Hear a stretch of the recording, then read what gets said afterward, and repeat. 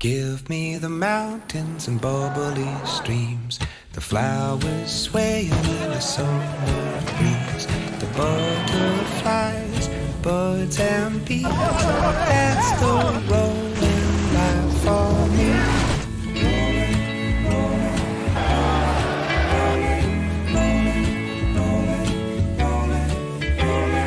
That's the rolling Skoda. life for Simply clever. me.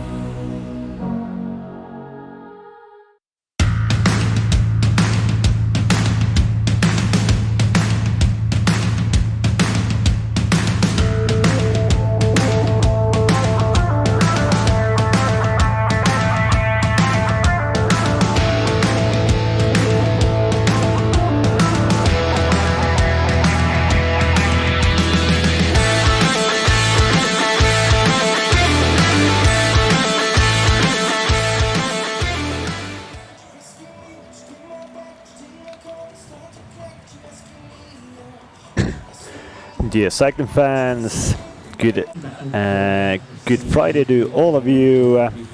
We are live in the Baltic Chain Tour Stage 2 2022. I'm your commentator for today, Christo and Vaga. Baltic Chain Tour is a special race for every rider, and especially for three little Baltic states. It's just not a cycling race. It makes the three Baltic states very happy that this race is done in cooperation with three federations. It celebrates the time when three little countries were on the quest for independence, and they succeeded in that. And now they're free. Now we can do everything we would like to do in our states, and this superb cycling race is a very nice example of this. And yeah, today we have stage 2. Yesterday we had a very attacking stage 1, won by Estonian young rider Right Arm. Today we have 147.5 kilometers on the menu. The weather is it's pretty much the same as yesterday, still very hot. Yesterday we had 30 degrees, and today it should be about the same. And definitely a few riders are a little bit fatigued, especially those guys who were in the breakaway for the whole day yesterday. We start in a very nice town called Jelgava in Latvia. Yesterday we were in Lithuania. We did the Lithuanian day. Now we have a Latvian day today, and on Saturday, Sunday we have Estonian days for the tour. Here is the general classification after stage 1. Right Arm, the winner of stage 1, is also the leader of the general classification. But yeah, as you can see, yesterday wasn't a very high mountainous stage, but the time differences between riders would tell you different story, because riders the peloton let a very big breakaway go, and the peloton came in yesterday 11 minutes after the winner. So probably the general classification is done for about 80 riders already after stage one, but still there are a lot of chances for stage victories for everybody, and different other classifications also. But yeah, we are in a nice town called Jelgava in Latvia. It's actually the fourth largest city in Latvia. Of course, Latvia's capital is Riga. But Jelgava is a pretty big city, 60,000 inhabitants, and it has a very rich history and traditions, very nice architecture, the Jelgava Palace, the art museum, and the very nice renovated Trinity Church also. And yeah, like every nice town in the Baltics, it has its own traditions. It has a very big international ice sculpture festival, but of course that is done in the winter time. Right now, in 30 degrees, I think that no ice sculpture is at the moment on the streets of Jelgava, but well, we live in a very in a time where you can do, I think, some kind of a refrigerator option to even put ice sculptures on the streets in the summertime. But definitely it's a worth visit, Jelgava. It has a nice river going through it. It has a very nice Pils Island in the center of Jelgava, where you can even see some nice wild horses. The start of today is a bit delayed, unfortunately 20 minutes, but no harm done. It's because of there was some kind of a technical issue with the radio tour. So the radio tour is the tour, like the communication devices that the coaches, the directors sportifs, the judges use in their cars to communicate with each other in the race, and it's also very important if there's, I don't know, a crash to say from the radio tour to the ambulance at the back of the convoy that you have to go help them, the riders who have crashed. So hopefully everything is now okay and we can start our race now. And as you can see, the riders just went off. This is the ceremonial start. There is a 3 kilometer ceremonial start, and then we will have the technical start. So that means that the ceremonial start is usually done in tours that start in a nice city like Jelgava. It's just to get the riders outside of the city safely, all together. If somebody has still some issues, if somebody would have a puncture in the ceremonial start, then they would wait for him to get back to the peloton. But yeah, riders are now doing the ceremonial start, and in 3 kilometers we will have the technical start. Then the charge car will race off into the distance, and the riders can start attacking or controlling the race today. I think today is more of a traditional day for the race. Yesterday we had the stage 1. Everybody started on a blank sheet. Nobody had an advantage. But today there is a bit different story in that wise. We have a general classification leader. We have a few riders that are up in the general classification. Some other riders have don't have a general classification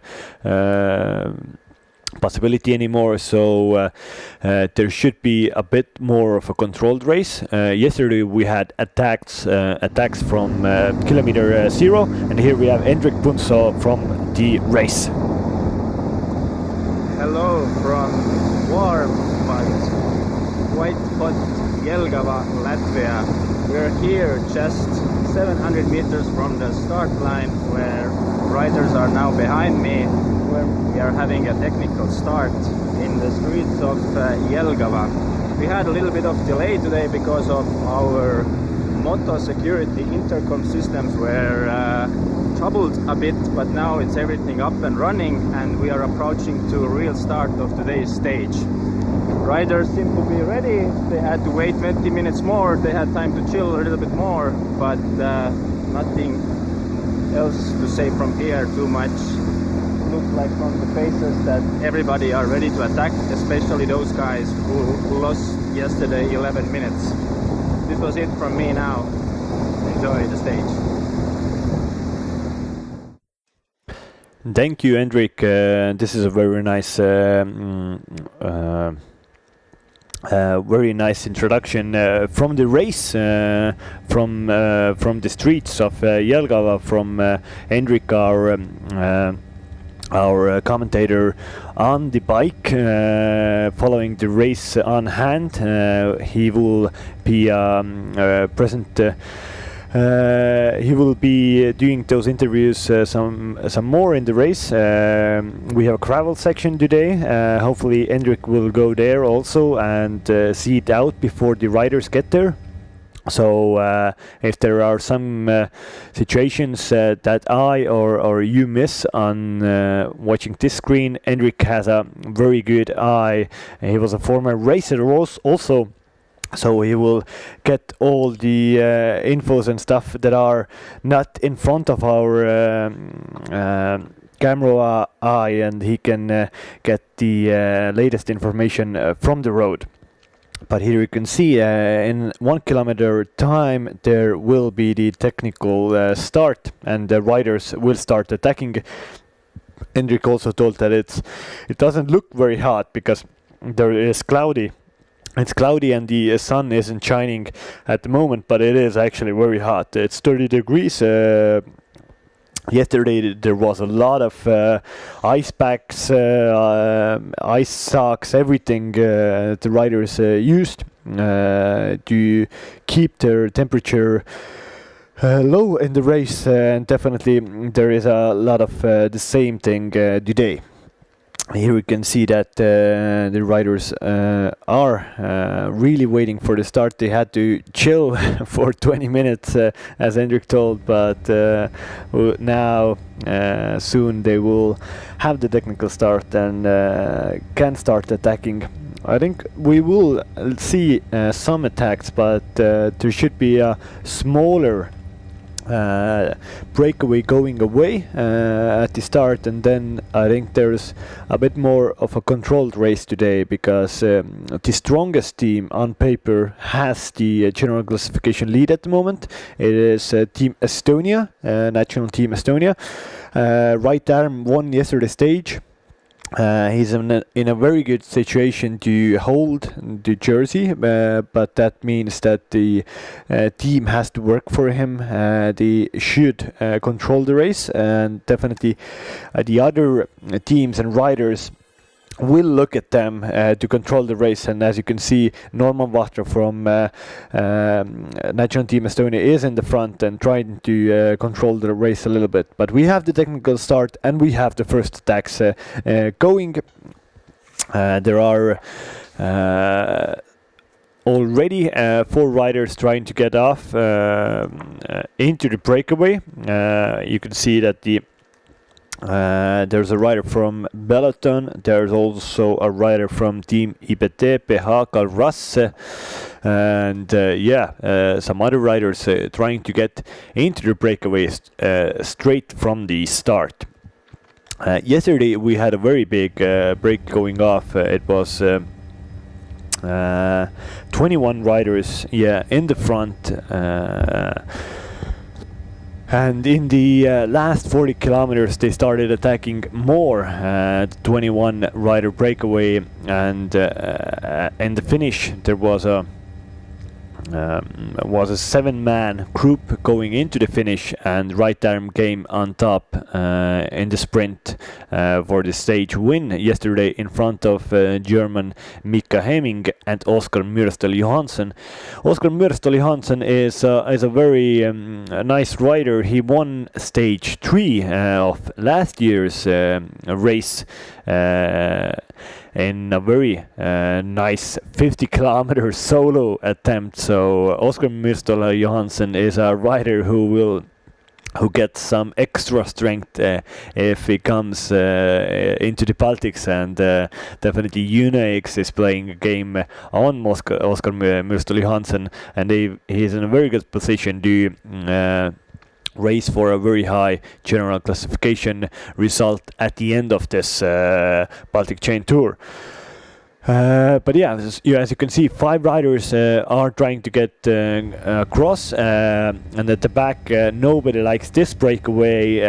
There are more and more riders trying to attack and try to get into the next breakaway, close this one.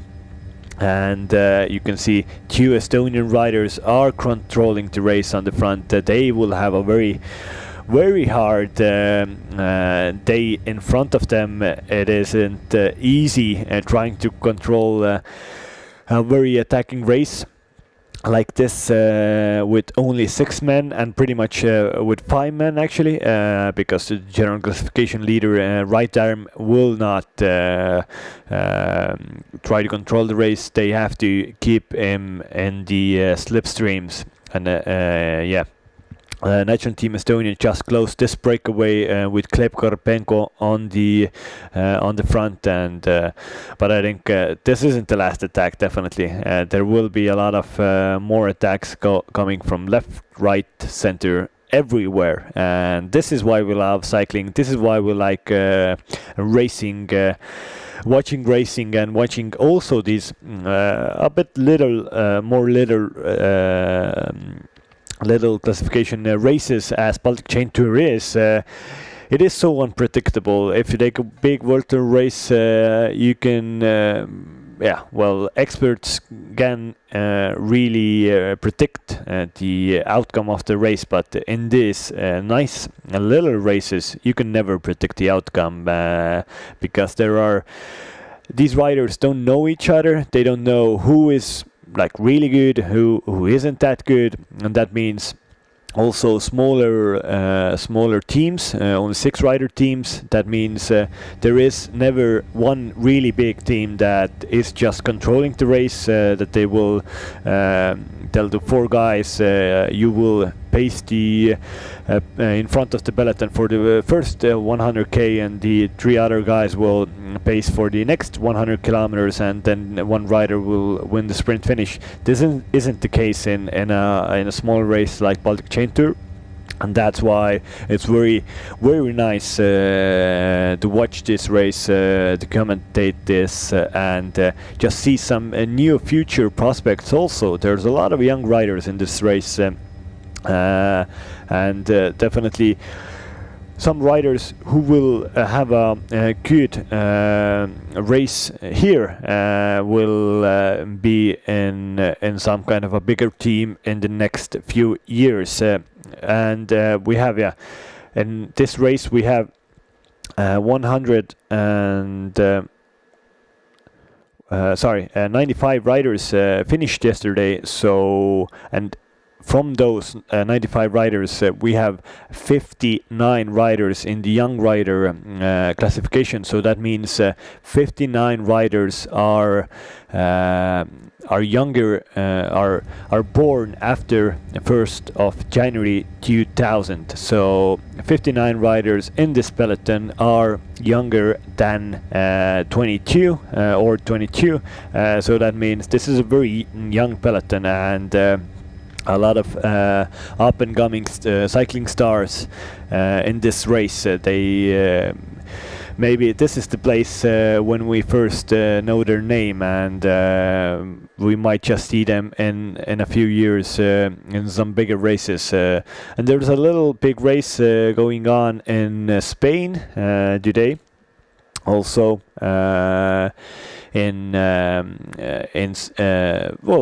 today it isn't in Spain. It starts in Utrecht, the Vuelta a España, very big race, one of the Grand Tours, definitely a race where all of these 95 guys want to race at some point in their career, and I really hope that we will see a few riders racing some Grand Tours in the next years.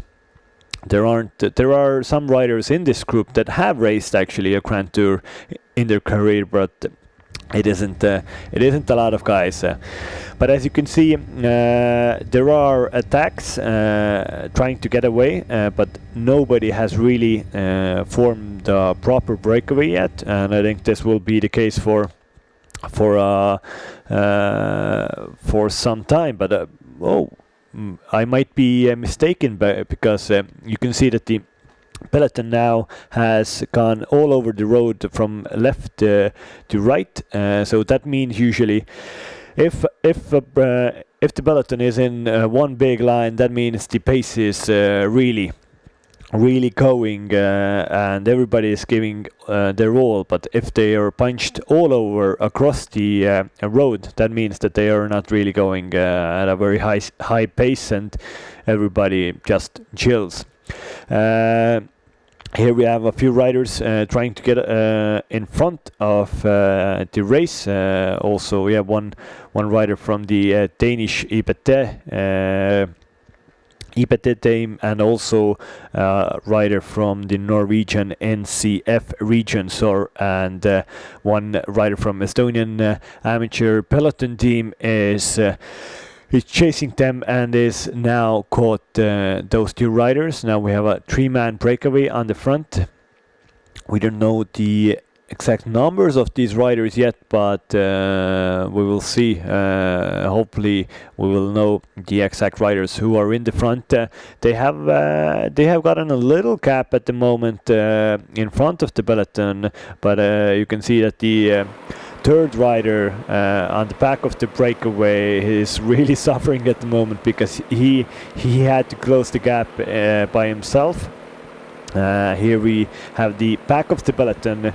Yeah, it looks like it's pretty a leisure ride at the moment at the back of the peloton.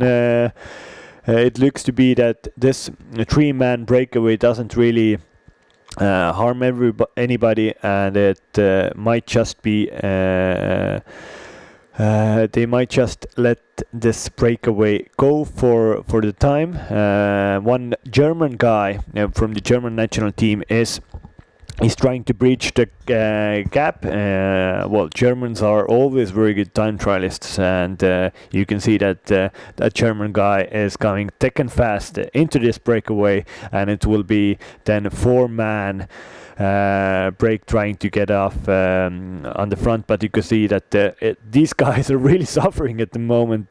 Probably the wind is it's a headwind at the moment, and it's not an easy job to try to get a gap on the peloton at the moment. And these guys are really, from their faces, they are suffering. It is Sebastian Andersson from IPT Continental team, Emil Skar from NCF Norwegian team, and Ken Boyste from Amateur Club Peloton, an Estonian guy, and one German guy that we haven't yet identified is now also on the back of this group. And it looks to be a rider from Kaunas, a Lithuanian, trying to get also across the gap.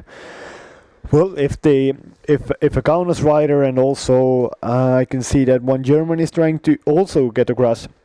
If they get a proper 6-man breakaway, then they have a possibility to really get a cap on this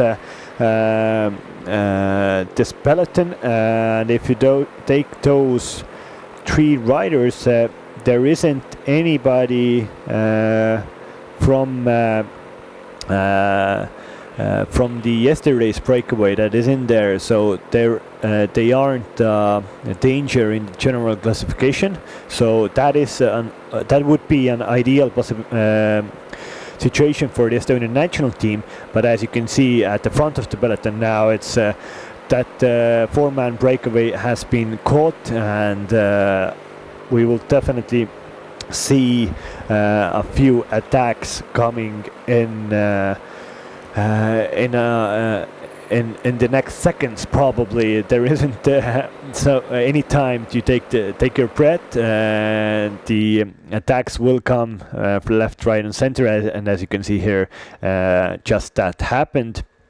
Now new riders are on the front, trying to get the breakaway. It looks to be there are some Alpecin guys here, the development riders. The Norwegian NCF team is again on the front. Unix is here, so all the usual suspects are on the front trying to get across into the breakaway. Also one rider from Svealand cycling team, Swedish elite team, and we will have a little interview now with yesterday's number 2 rider Mika Hemming from AT&T cycling team. Yep. We are here with Mika Hemming, second in GC. How happy are you with your performance yesterday? Yeah, it was pretty good. I didn't really thought about it in the beginning because we have here a pretty good sprinter, and I was pretty happy to be in the breakaway. And I mean, with the Estonian national team was pretty strong yesterday. So yeah, second place is really the best I could have done yesterday. Yeah, I'm really happy. You're a German rider in a Czech team. What's your team's goals for this year's Baltic Chain Tour? Of course, we want to do well. Like, we don't really have some specific goals, but of course, now holding the GC place and maybe become even better. Yeah. What's your plan for today, personally? Yeah, I mean, of course, win this stage like every day, but yeah, I mean, with the team doing a good job and of course holding the GC place, that's the most important thing. Okay, I wish you best of luck. Thank you. And that was Mika Hemming, a German rider riding for a Czech team, AT&T. He was second in the stage yesterday, second also in the general classification at the moment. He has had a very consistent season. He started well off in the in Greece in a race called International Tour of Roads. First place in stage 3 there, then a few top 10s, even top 5s in 2.2 races. So he has a very good season this year, and definitely this Baltic Chain Tour is a very good possibility for him to get even another very good result. And this is Andris Mikutis, a very strong rider from the Ampler team, probably their strongest team rider in this race yesterday. Yesterday he missed the big breakaway, but he had two strong teammates, Alex Krasts and Paulus Rubens, in front of the in the breakaway, so he wasn't able to do anything about that. But he likes to attack, and Andris Mikutis definitely a rider to really look at in the next couple of days. But yeah, Mika Hemming from the AT&T team, he told that he just got into the breakaway and he really enjoyed riding there, had good legs. Actually, they didn't come into the race with the leader Mika Hemming. They have a very good sprinter, Thomas Parta, in the team, and they were before the race thinking that maybe we can go for a few stage wins with Thomas Parta, but now and there's a very good possibility for Mika to really try to focus on the general classification.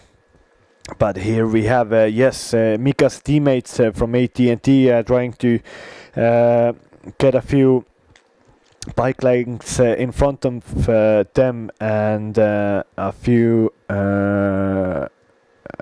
them and the peloton. But no breakaway has been formed at the moment. We will have the first intermediate sprint in just about 18-17 kilometers time in Jelgava. In the intermediate sprints, they award 3, 2 and 1 bonus seconds, and also 3, 2 points, 3, 2 and 1 point for the intermediate sprint classification, and also for the most competitive rider in the race at the moment. After stage 1, it is very easy, those classifications, because usually the winner of stage 1 is leading in all of the classifications, and that's pretty much the story in this race. Also, the most competitive rider is right arm. At the moment, in general classification, he has 16 points in front of Mika Hemming, who has 12 points. Oskar Mustol Johansson has 9 points, and in the intermediate sprints, green jersey that is worn by Alex Krasts, a rider from Ampler. He was in the breakaway yesterday, and at the end he got 7th place. He laid out Paulus Rubenis in the finish, but Paulus only managed the 4th place. But Alexander Krasts has 3 points in the intermediate sprint classification, and he definitely will try to get some more points if possible in that classification to hold that jersey. But Mika Hemming, the German rider who got position 2 yesterday, he wears the red jersey for the most competitive rider today on the behalf of Right Arm, who has the yellow jersey of the general classification leader. And Oskar Mustol Johansson, the Norwegian guy who was 3rd yesterday, he wears the white young rider classification jersey on the behalf of also Right Arm, the leader of this race today. But here we have a Latvian rider trying to get off the front with the Czech AT&T team. This is a good breakaway. These guys are really trying to give their all to get a gap on the peloton.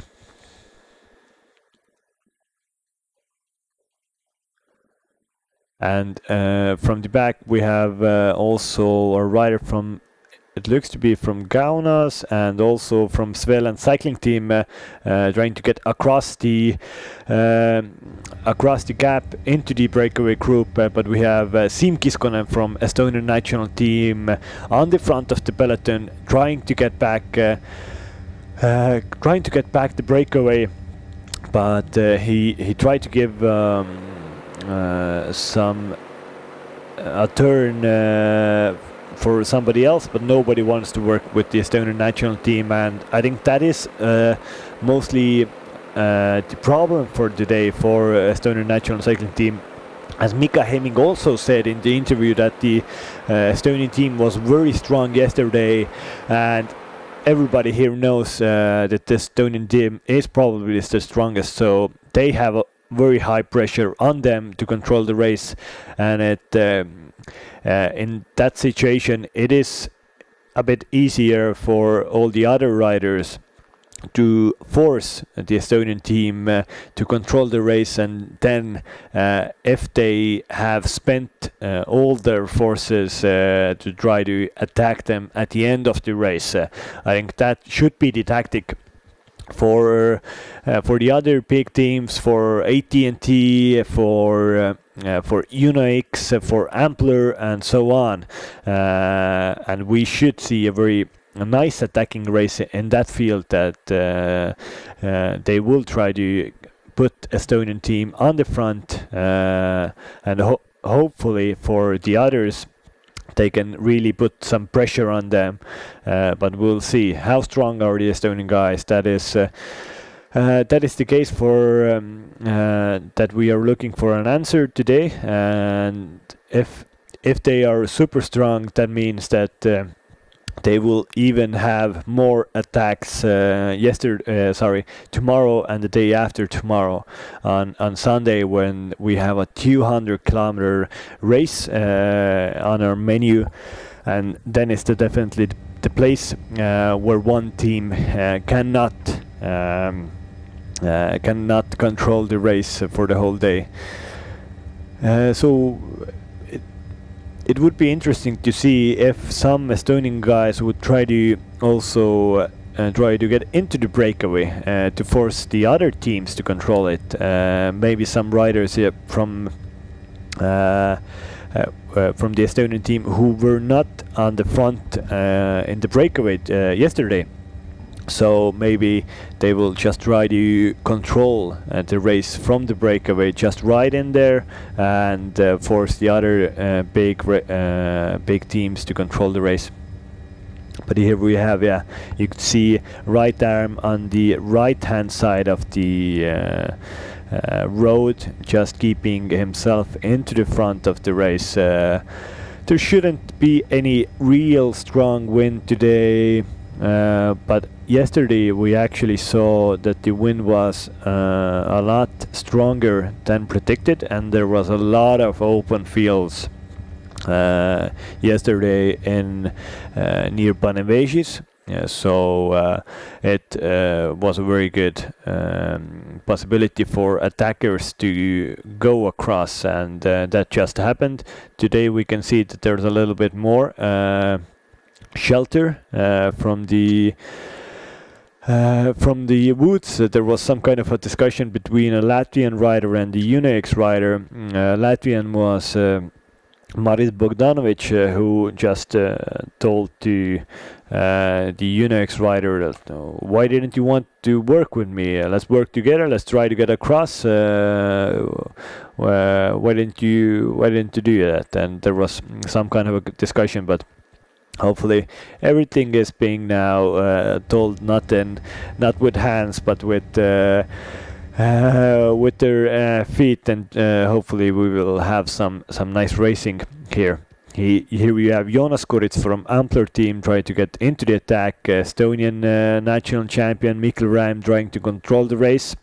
And here we have Oskar Müstel Johansson is going on the attack also. That is a very dangerous move. He is third in the general classification, so definitely a man that nobody, the AT&T and especially the national team Estonia, don't want to let him get into the breakaway. He's in P2 at the moment, riding in the young riders jersey, in the white jersey, and you can see that Siim Kiskonen from Estonian national team was right, trying to cover the move of Oskar Müstel Johansson, and a rider that high in the general classification is definitely not being let into the breakaway in such an early part of this race today. But we have now just a little under 10 kilometers to go for the first intermediate sprint at the moment. And as I told you before, in the intermediate sprint they give out 3, 2 and 1 bonus seconds, so that also means that a few riders can jump up in the general classification who were in the breakaway yesterday.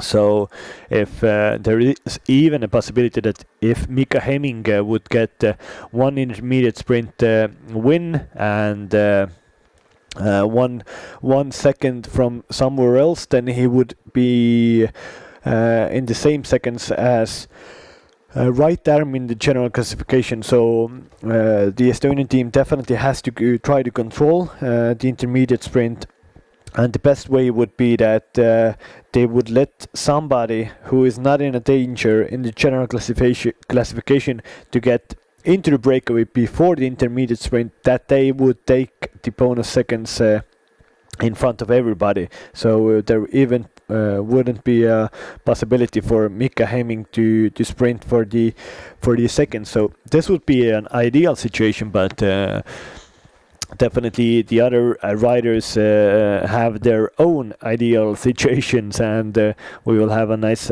race here. Here is AT&T rider trying to go on the attack again, and this isn't the first time that AT&T rider is going on the attack today. They have been really active today from the gun. Every breakaway has had a AT&T rider in that in a breakaway, so they have a very good tactic today to try to get in front of the race, try to put the Estonian national team on pressure, try to force them to chase. And this is a very good tactic from Mika Hemming's team. Mika is holding the second place in the general classification at the moment. But yeah, now it's 7 kilometers to go for the intermediate sprint in Jelgava. And we have 3 intermediate sprints today. First in Jelgava, then one in Baldona with 95 kilometers to go to the finish. And then in Malspils in 22 kilometers to go.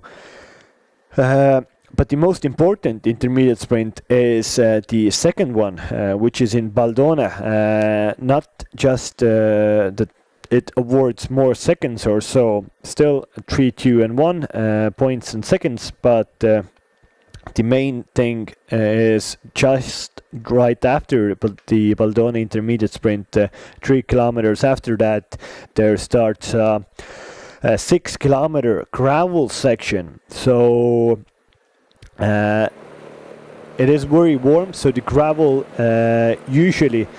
gravel is a bit smoother when it has been rained, but when it has been this warm for many days, then the gravel gets really sandy, and then it might bigger rocks come up from the gravel, so that means that there could be some punctures in the race, and definitely that's a place that you have to be in front of the peloton to hold your own line.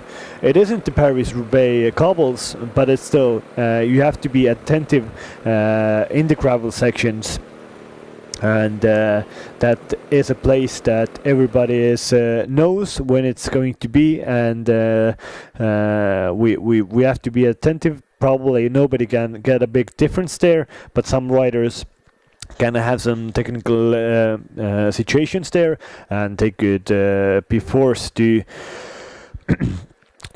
chase after the gravel section. So it's a thing to look at, and as I told you, 91.3 kilometers to go, then we have the gravel section start, so just in 30 kilometers time we will have the gravel.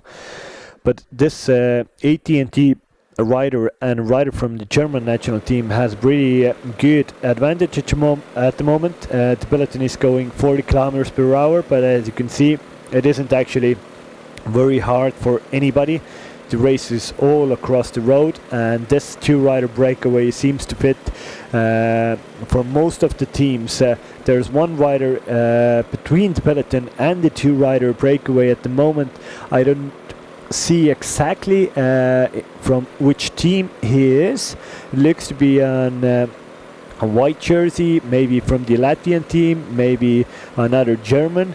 We will definitely see in some time, but if really a 2-rider breakaway just goes off, this is a perfect situation for the general classification leader team, right arms Estonian national team. A 2-rider breakaway is small enough that it is easy to control, and and these riders aren't a big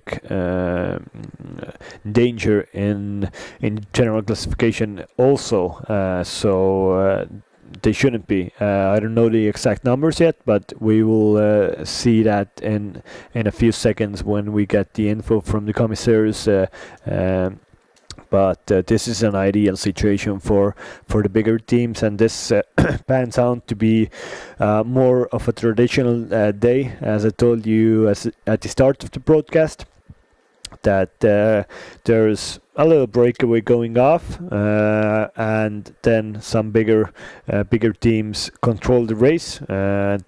They will ride like that until the last 1/3 of the race, and then there might be some attacks if there are some little hills or if the wind suits them.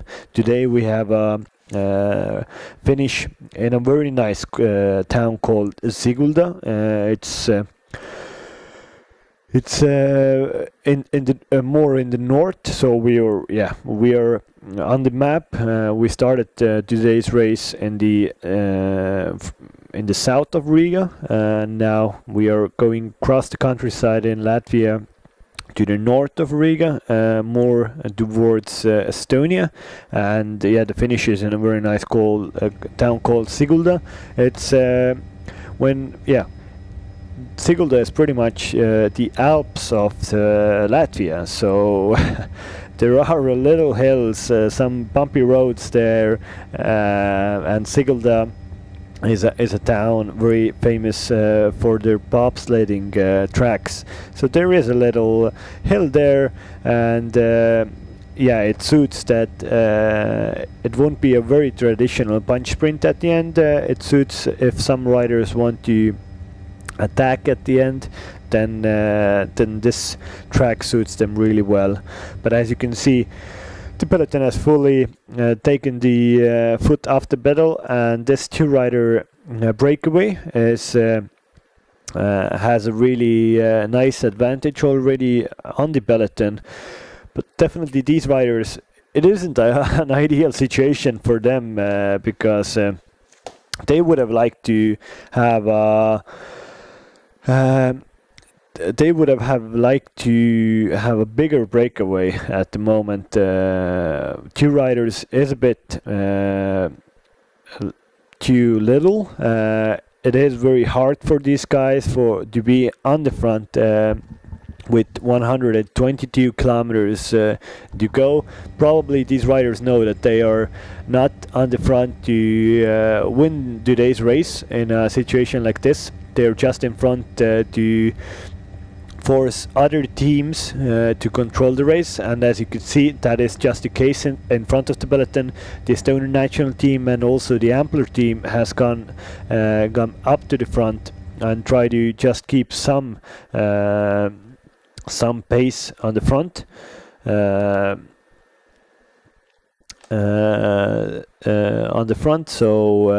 But the AT&T team and also the German team doesn't have to do anything in the peloton.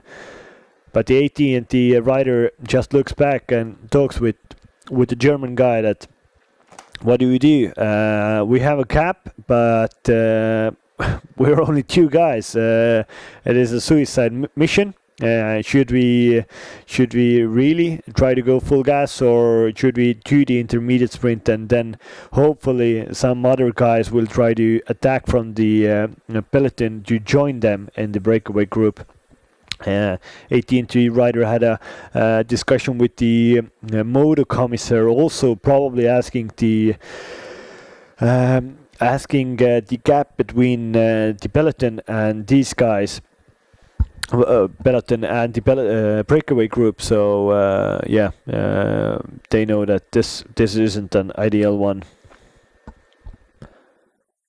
But in 4 kilometers we will be in Jelgava, in a city called Jelgava, and then we will have the first intermediate sprint of today.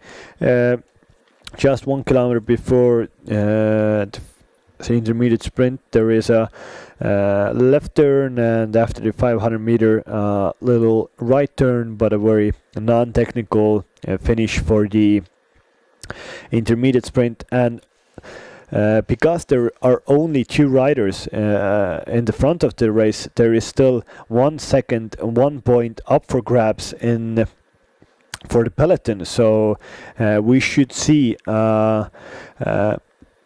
two sprints for the intermediate sprint, one between these two guys and one from the peloton to try to get the last bonus second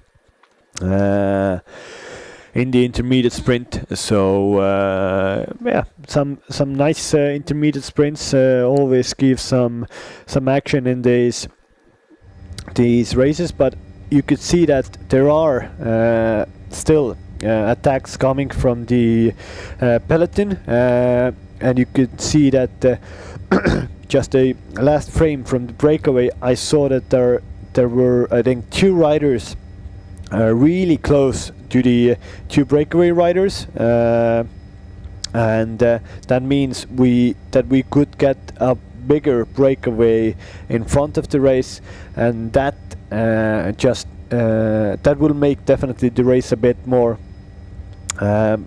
active, a bit more dangerous for the Estonian national team. And as you can see, the Estonian national team rider Siim Kiskonen is trying to control that this next move. He doesn't want to let a very big group go in the race. His main goal is to get the race as easy as possible for his team leader. We have now Maciej Stoszek and Nicolas Heinrich is the riders in front of the race at the moment.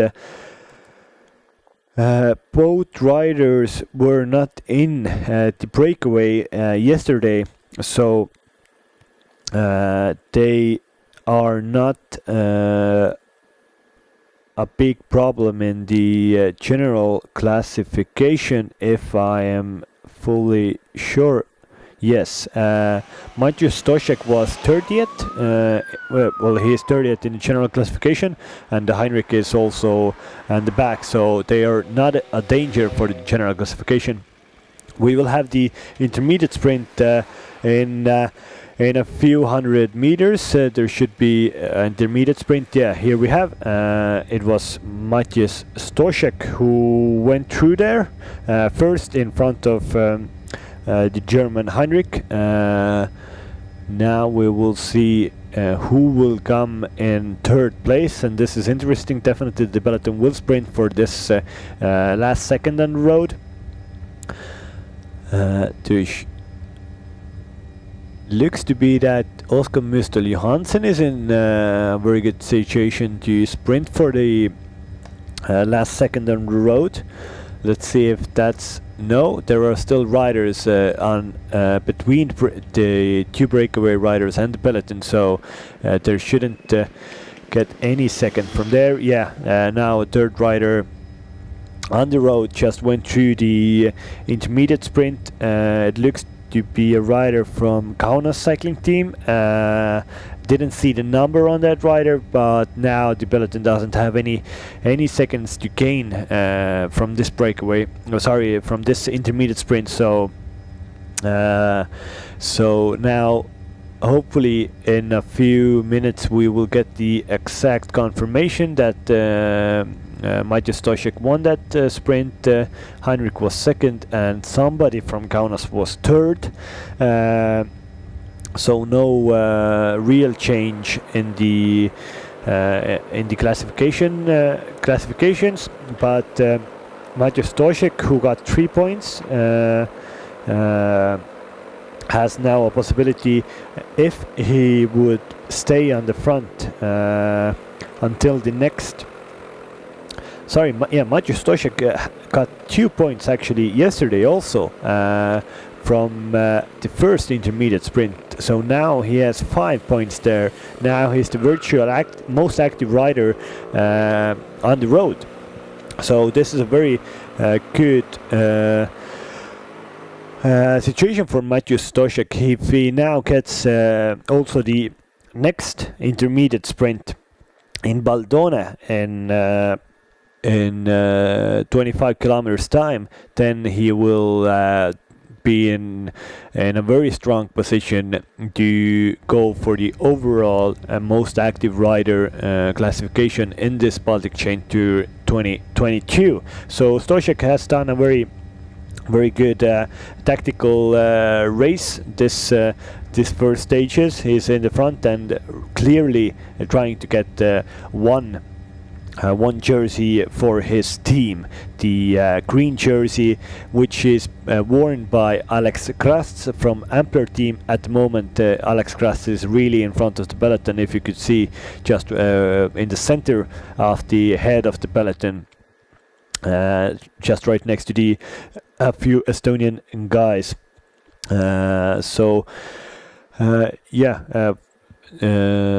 And now we have a team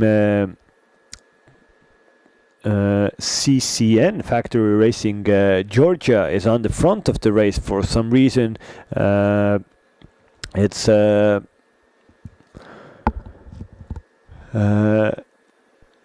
CCN team didn't have a very high result yesterday. There were no riders in front of the breakaway. Well, in the breakaway yesterday from CCN, so I think they just want to get into the breakaway. They would have liked to have a rider in the breakaway group, and they would like to bring these new riders back to get a rider in the breakaway, but I think it's a bit of a tall ask.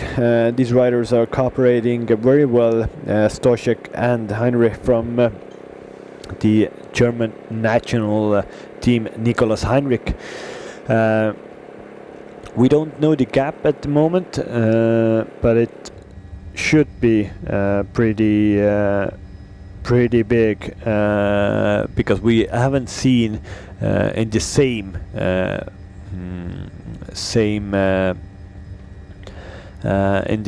like footage or on the same screen the breakaway two riders and the peloton, so the gap should be definitely more than half a minute, maybe even more than a minute. We will definitely get the confirmation, but of the time difference between the peloton and the breakaway in a few minutes. But still, as you could see, there are attacks coming from the peloton. So this means that still, at some point, it looked like that it has been calmed down, but the two-rider breakaway is too small. We have 17 teams in this race, and everybody pretty much wants a rider in front of the race, especially after what happened yesterday, where a 21-rider breakaway went off and won the stage. Probably won the general classification also, because there is a 11 minutes difference between those 21 riders and the peloton yesterday. So riders definitely try to go on the attack again today, and here we have a very a team that really attacked yesterday also, Team IPT BH Karras. It's a Danish team, and here a rider from the Danish team is going off the front. He is playing a very dangerous game with his hands, actually. It's almost the UCI, the Union Cyclist International, has regulated this, that you can't put your hands on top of the handlebar so that you don't hold the handlebar. But this guy is going really on the thin line. He isn't using a termin that is. So hello from the second stage of Baltic's Chain Tour. I'm in the route now with riders. There is two cyclists in front of me, about 30-40 seconds of gap, I don't even know. Then there is a second rider here alone from Kaunas Cycling Club, who's now giving up a little bit as he's waiting for another rider to approach him. So looks like the war is really on. Also, this part of the stage today is pretty open to wind, but still I wouldn't say that there is so much wind that it would affect so much of the, or it would provide a crosswind opportunity. I just think that the peloton really is aggressive today, lots of attacks and stuff like this. So, but yeah, it looks like a mountain bike race at the moment, where I see two guys separately and maybe front of the peloton far away from me. So this is it from now, from Action Full stage of 2.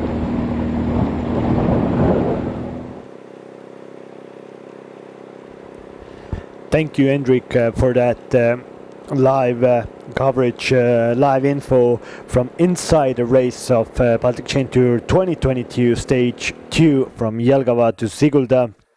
Hendrik is on the moto, following the cyclists on the road and giving us the latest information.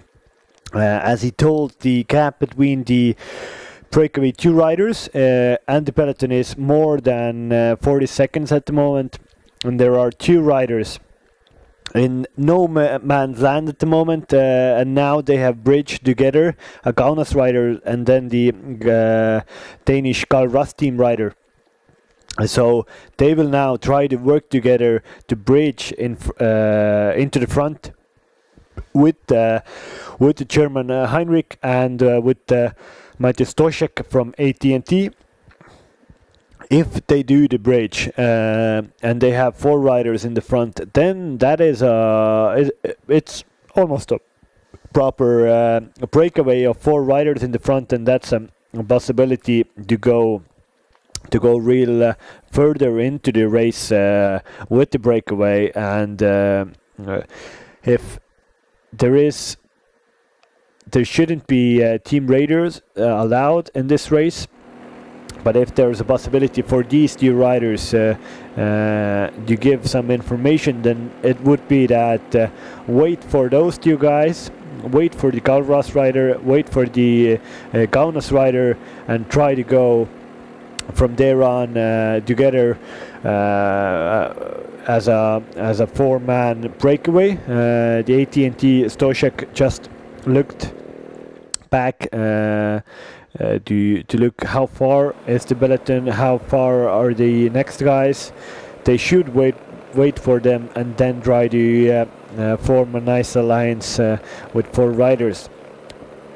Here we have at the back of the peloton a rider from Voltas, a Lithuanian team, also a rider from the peloton team. The Voltas rider is 63. Number 63. He's Paulius Siskevicius. He's definitely Voltas team Voltas team, probably the fastest sprinter from there. They have also Darius Džervus, number 61, a Lithuanian guy. But Paulius Siskevicius is a very fast sprinter. He has been the Lithuanian national champion also. That has it shows from the Lithuanian national bands that he has across his jersey and across his beep shirts.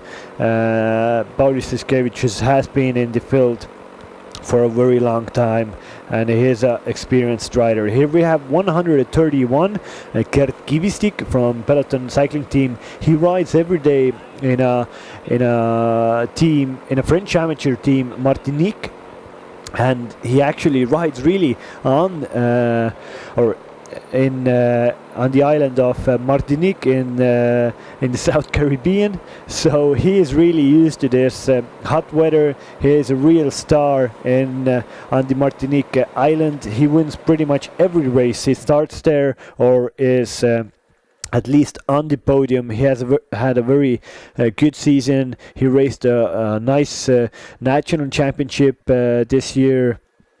Gert Kivistik is a good rider. He was also yesterday in front of the race in the breakaway and got a very good result. A 9th place for Gert Kivistik yesterday. He's in general classification. He is trailing the race leader with 28 seconds. The difference between Kurt Kivistik and Right Arm, yesterday's winner. Yesterday we had a very fast race, 45.5 average. So yeah, it just showed how fast of a race we had yesterday from the start. A lot of attacks going on left, right, center, and yeah, that made the difference between the breakaway and also the peloton also. But here we have 110 kilometers to go. This is a Kaunas rider and an Karl Russ rider from a Lithuanian and Danish guy trying to get in front of the race. These are not the riders at the head of the race. This is the chasing group. There are two riders in the front, leading breakaway. Then there's a small difference. Then these two guys come,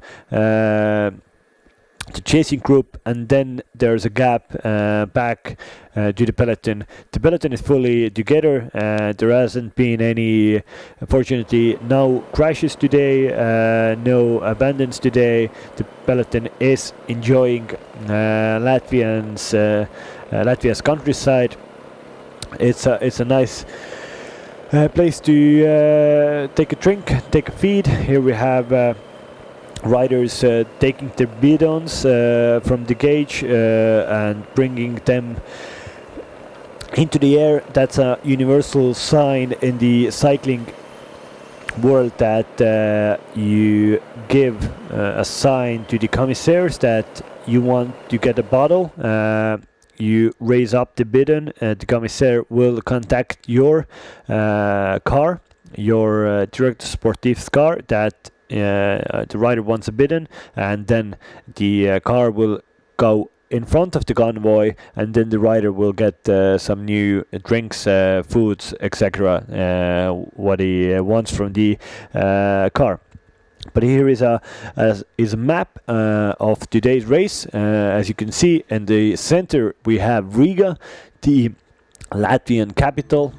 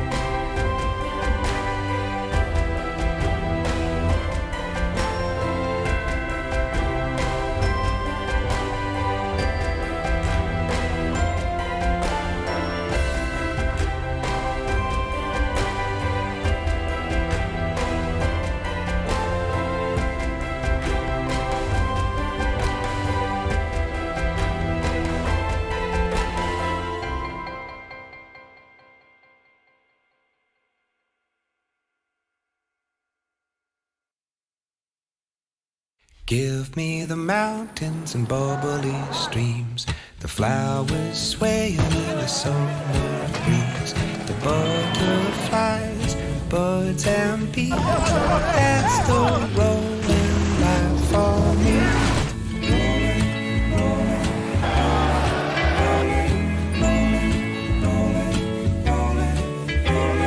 That's the rolling Skoda. life for Simply clever. me.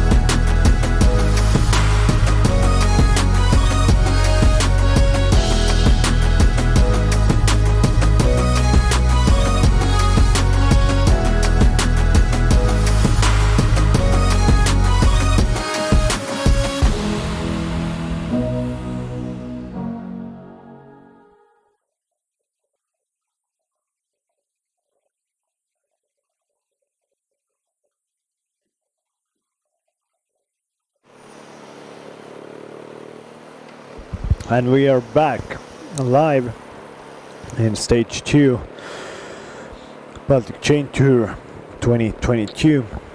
Here we have Erkki Lanemäe from Team Ampler, Tartu 2024, getting bidons from the car, and we have 4 riders now in front of the race. Matthew Stoshek,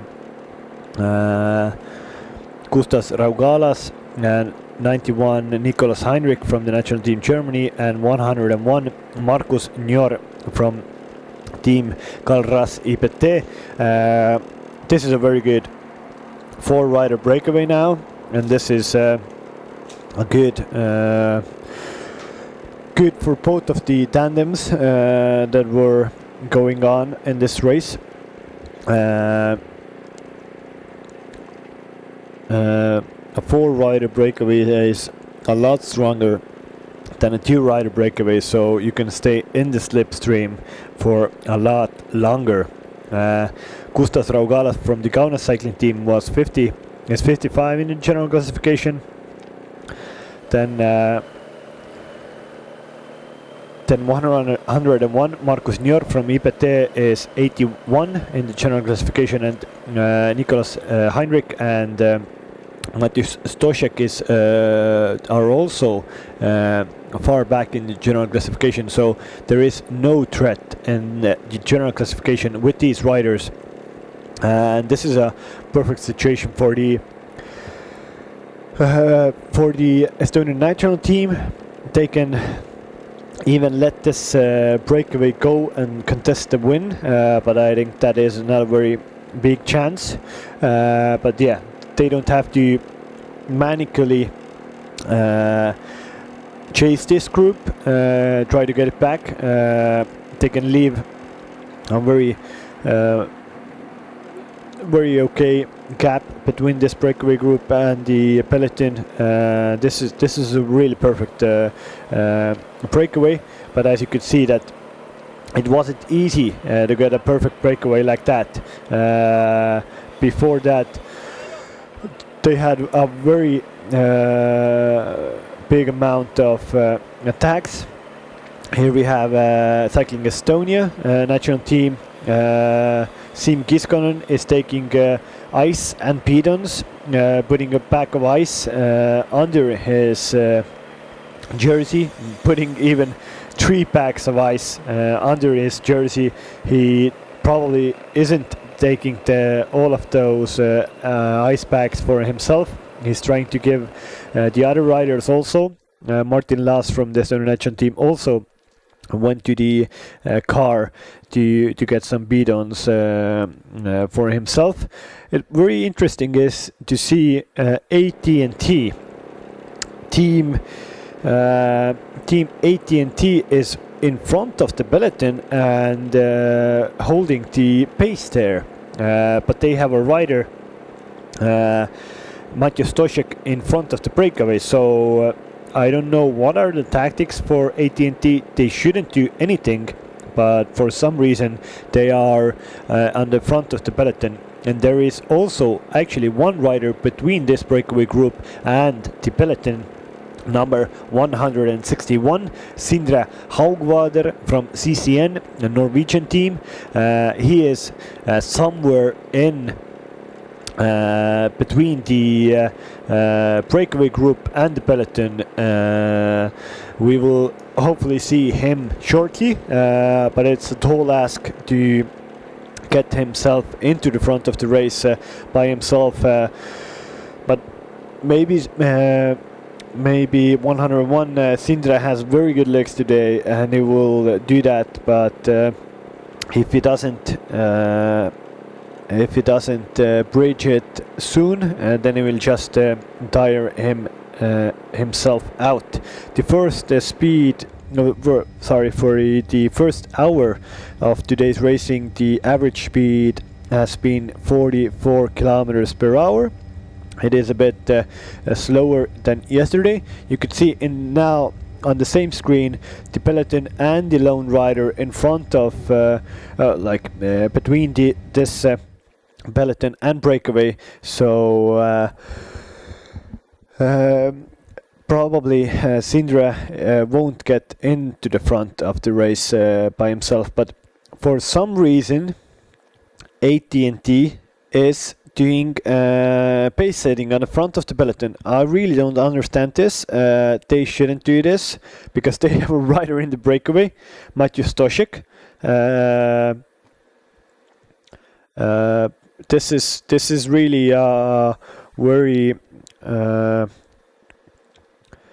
very interesting situation in this race. Maybe just these AT&T riders are feeling so good that they need to ride a bit faster than the peloton is riding at the moment. So I don't know. For some reason they are doing the job that should have or would be done by the Estonian national team. They are keeping the pace. Definitely the Estonian national team will be very happy that they are doing this, but I just don't know what is the tactics of AT&T. I would understand if there would be a really high crosswind section here. Then I would go in front with the peloton, with the team, try to force pace, try to force a split in the race to get the advantage. But this is just helping out the Estonian national team for some reason, and the Estonian national team can just cover, sit in the second position as they are doing right now. They have pretty much all of the riders in front of this peloton. Mikkel Räim is here, the leader right arm, Norman Vahtra, Martin Laas, everybody is in the front, and but they don't have to do anything. And also a line is Team Alang, Continental Cycling Team, Netherlands team is also on the front. Now we have Siim Kiskonen. He brought bidons, he brought ice packs. Now he's searching for his team member to give one ice pack to him. 100 kilometers to go. We have covered almost 50 kilometers now. The difference between this 4-rider breakaway and the peloton is, as confirmed on the screen, is 1 minute and 35 seconds. Now we have AT&T car coming into the front of the race with Matej Stošek. Now he's bringing some bad news. You know, you can do what you want here, but your own team is chasing you for some reason. Matej Stošek is really in a good situation to get the most active riders jersey after today's stage. He got 2 points yesterday. He has already gotten 3 points today, and the next intermediate sprint is coming up in 4 kilometers time. So he will definitely focus on that intermediate sprint. The time ticker has changed in the last few hundred meters. Now it's almost 3 minutes for this 4-rider breakaway. 2:50. I don't know which is the right time. Hopefully now the 2 minutes and 55 seconds is the right time difference between the peloton and the breakaway group. Let's hope that is true. If it's really 3 minutes, then it's a very handy margin for the breakaway, and they have a good lead to really go really deep into the race in a breakaway group. Because 3 minutes with 4 riders, this just might get very interesting in the end of the race. But yeah, riders are now really soon coming into the second intermediate sprint. It's in a town called Baldone, and after that, the Baldone intermediate sprint, we will have 3 kilometers and then the gravel section. 6-kilometer gravel section will be on the menu today. So gravel soup for all these riders. A lot of dust, a lot of rocks. It's hoping to be a very interesting middle part of the race at the moment. But this breakaway group is in a very good situation. If you have a gravel section, it's good to be in the front, and if you are in the breakaway, you can take the line you want. So the safest place is to be in the breakaway group, but of course in the breakaway group you give a lot more than you give when you just are in a very easy spot at the center of the peloton where you don't have to really work yourself. Some riders trying to move up. Also a rider from Volta's Lithuanian team has taken an attack for some reason. I think this is definitely one of just try to show his sponsors in this race.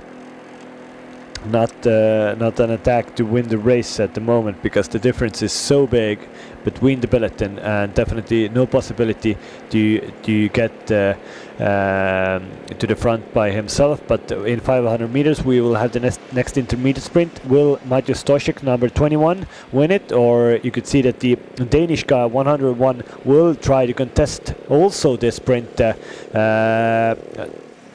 This should be a proper sprint now between these 4 riders. Stoszek won the first intermediate sprint. He wants to win this also. Then he will be in 8 points in this classification. Yeah, Stoszek goes for this really strong. The Danish guy from Kalras is trailing him. Yes, and this is Maciej Stoszek. Another intermediate sprint win for him. And this means he's now has 8 points in that general classification. This is a very good handy lead now that he has, and number 101.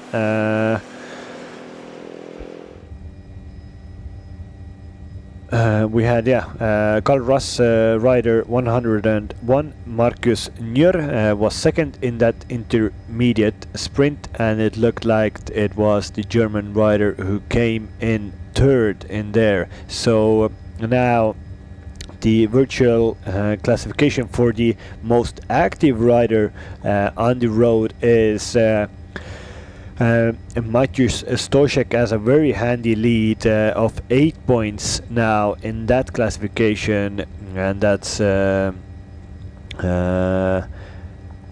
everybody else has 3 or less points. So Maciej Stoszek even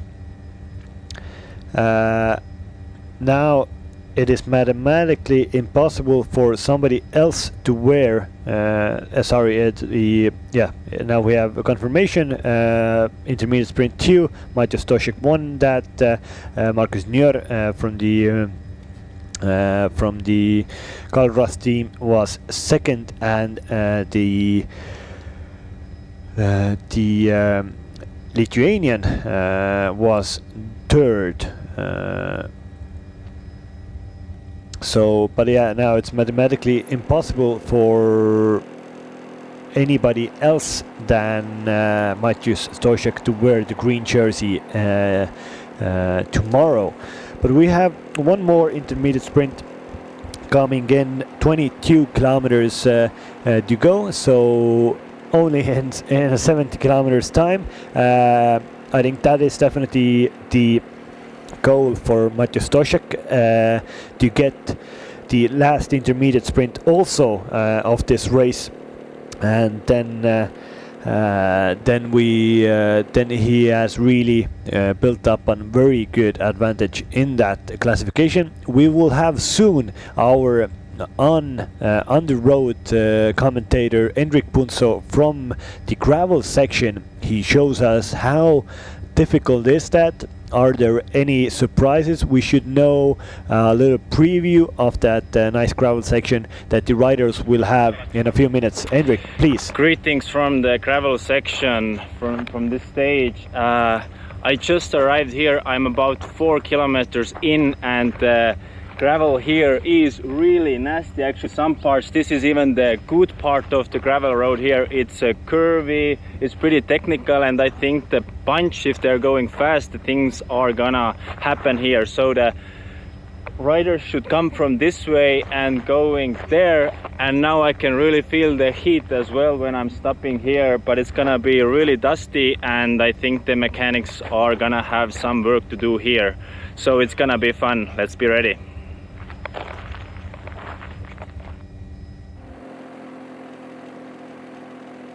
Thank you, Enric, and that was a very good info from the road, from the gravel section, that these breakaway riders will hit in 700 meters. The gravel section is very dusty, as I told you. The gravel roads, when it doesn't rain, all the sand comes up, all the rocks come up, and will get very slippery also. And Enric told that the gravel section is has a lot of turns in it, so it shouldn't be a very big problem for this 4 riders. In the breakaway group, maybe only a slight danger of a puncture, but inside the peloton, when you have so much dust, and not only dust from the bikes, but also from the commissar's car that is in front of the peloton, you have so much dust going up. It is difficult to see where the rider in front of you is, and also to see where are the bigger rocks on the road. So, as Hendrik told, the mechanics probably will have their work cut out in this gravel section. Hopefully there's not a lot of punctures, because we never want to see that punctures affect a cycling race, but it is cycling is a technical sport, so we have to take that into effect. Hopefully nobody will crash there, but it should be an interesting part of the race to look at. If you're just joining us, we will have gravel sections in a few hundred meters. The breakaway is on the gravel section right now. The peloton is really basing themselves also to be in front of the gravel section. If you're in front, then you have a clear view what's going on, and as you can see, there's a lot of sand here, a lot of dust here. It's not the ideal place to be. This is number 91, who the German national team rider Heinrich has left a little gap in front of him, and the other 3 riders, I don't see that he has some technical difficulties. It doesn't seem like that. He just wanted to keep his own line, but also you can see that it's really bumpy when cars ride in a gravel section, and it is so warm. It gets you like little holes everywhere, and that affects the riders, especially because they have so narrow tires on these bikes. With a car, you don't even feel these bumps, but when you ride a road bike over here at 40 kilometers per hour, you definitely feel every bump there is on the road. And on the below right hand corner you could see live pictures from the peloton. There are all color aligned in front of the peloton to be in the front for the gravel section. You have Estonian national team on the right, then the Kalras just right next to them, UNAX Norwegian. UNAX, their development team is into the front also. Ampler team is trying to get to be in the front. There's a real fight for position. Also from the left, the Latvians, the Align team, AT&T are trying to get into the front. Also, this breakaway group, not much has happened here. As I told you, this gravel section doesn't really affect them. In a breakaway group, you ride through that. There is not a big problem. But in a peloton, that's the case. There might happen something. Punctures, crashes, everything splits. And the peloton should be right in a few hundred meters on the gravel. Everybody knows that the gravel will start, and this is one like extra intermediate sprint on the road today. When you have seen races like the Paris-Roubaix, the biggest race is before a section, before a cobblestone section. Here is the same thing. The biggest race is before a gravel section. There might be that now they are really going at full gas, but when they get to the gravel section, when everybody has their position, they see that, oh, it's not that bad, then it might just be eased off. But we can see that the Ampler team has some other ideas. Alex Krast with Paulus Ruben is in front of the peloton and really driving the pace. This is very good tactics. The Baltic guys know their streets, know their gravel sections, and there's already one puncture for an Ampler team rider in front. I didn't see the rider exactly who that was, but we have confirmation that there is already one puncture in the race. And there definitely will be more. We have very good shots from the motorbike. The dust is so heavy, and you almost cannot see the riders inside dust. This is proper racing. This is why we love cycling, and this is why we love also that some races bring the road races to gravel sections. You know, Strade Bianche, the infamous Italian classic. The white roads, the dust, it's perfect for the spectators, perfect for everybody. You at home enjoying this race. On the left we see another puncture, and at the back another puncture. There's a lot of splits in the field. A lot of riders getting punctures. The general classification leader, Right Adam, is still in the front. On the left, he is in good position to hold his jersey. Hopefully nothing happens to his bike.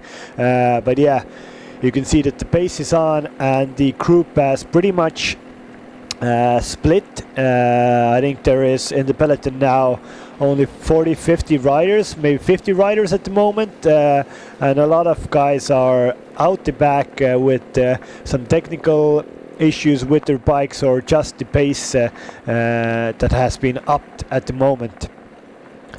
And the Alex Krast, yesterday's 7th man, holding the green jersey for the most active rider jersey, is in the front of the peloton and really driving the pace. really driving the pace. Probably the difference between the breakaway group and the peloton has really melted, like the ice sculptures in Jelgava Street that would have melted if they would have come out in this really nice summer day today. We had some shots from the breakaway also. It seemed like that there was some issues for Matthew Stoshek, who wasn't in front anymore. Maybe he had a puncture also. Hopefully he will get back, but here he is. Everybody is really giving their all, and as you can see, a lot of stones on the gravel section at the moment. This is not a smooth gravel section. There is a very... Here's a recap, just riders going... Oh, whoa, whoa, whoa, whoa. A big crash just right into the gravel section. This was the... well, I didn't see this. This was the first meters of the gravel section that we had a real big crash at the back of the peloton. This was why every big team tried to be in front of the race, because it was a fight for position, and the first meters of the gravel section there was a big crash. Hopefully everybody was okay, but this is the explanation why this race has been split this much. Hopefully riders get back, but this is well, this is nice racing in the Baltic Chain Tour. Unix, their development team rider, is in the front. Norman Vatter from Estonian national cycling team is in second position. Nice shots from the close-ups from the gravel, and shots from the breakaway also. Those riders have... Yeah, I think Matthew Stoshek probably had some problems with his bike, and the other guys, it looks like they are now waiting for Stoshek. They don't want to get rid of Stoshek because they need him. He was a very good rider, very strong rider to take long pulls on the front. So these three riders are waiting for Matthew Stoshek to get back into the breakaway, to get again a four-rider breakaway in front of the race. And the case is that usually in these smaller races, teams only have one car following the race. So if Matthew Stoshek team AT&T only had one car following the peloton, then Matthew Stoshek can't get rear or bike change before he has to get a neutral service. But there's a case that not every time the neutral service has is the same bikes that the riders have. Stoshek is now back, but I saw that right arm had difficulties also in the there's some kind of an issue here. I don't know exactly. Have the racers misguided? Race stopped for some reason. The breakaway has been stopped. The commissars are talking with the breakaway, but now there's telling, oh, you can go now? Nobody understands what's going on at the moment. For some reason, for a brief few seconds, the race was as if stopped, but it looks now it's going on again.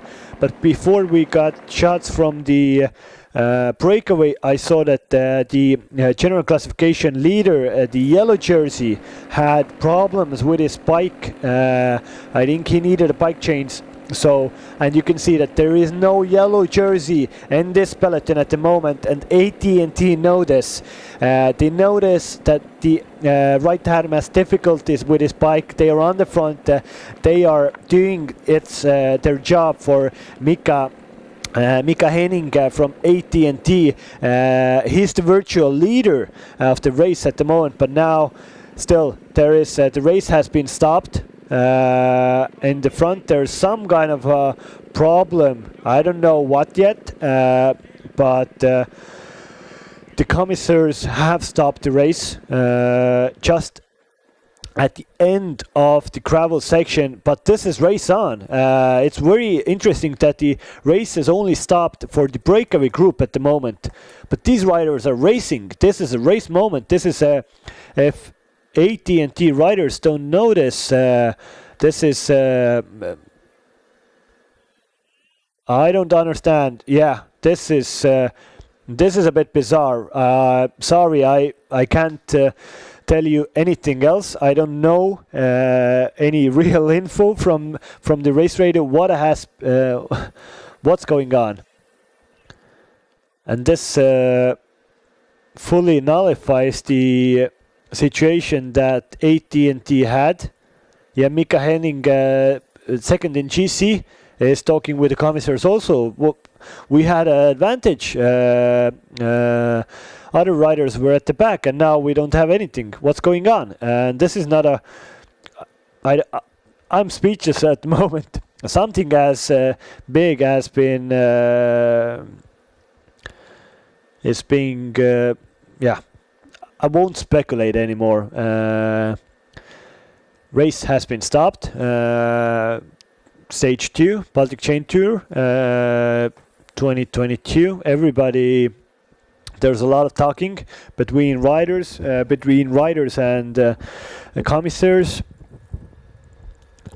Well, let's see. I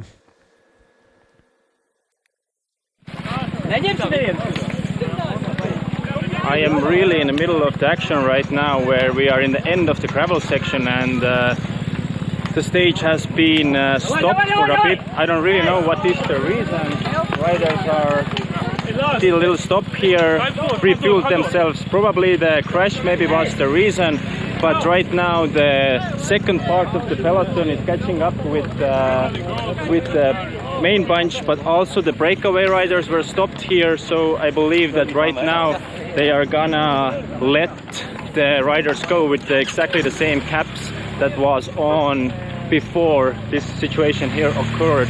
We can see lots of confusion in riders and from the staff members as well, but everybody is moving forward. There is like mechanics, the running, complete carnage, but this is cycling. This is very interesting here, and I think, yeah, the riders are catching up with the all punch, and looks that right now in the moment everything starts from zero again.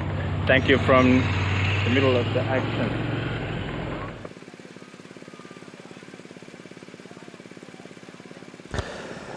Yeah, thank you, Henrik, for that info.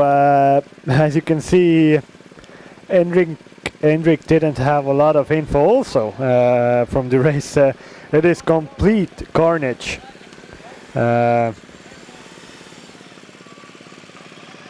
It is complete carnage, and Henrik had the info that we will start from zero. From scratch again, everybody's together. That is, I think, the worst situation or the worst possible outcome of this, because a lot of riders did a big effort to be in the front. They got rid of other riders, and now they're just all together. I don't understand what has gone up. I think this is that the commissars couldn't separate groups. Maybe they will still leave groups with their differences that they had before the race was stopped. If they could do that, that would be perfect. But if they don't do that, then the first 60 kilometers were a hoax. I really don't know. I don't see into the heads of the commissars at the moment. Okay, yeah, they're letting the breakaway riders go to the front now.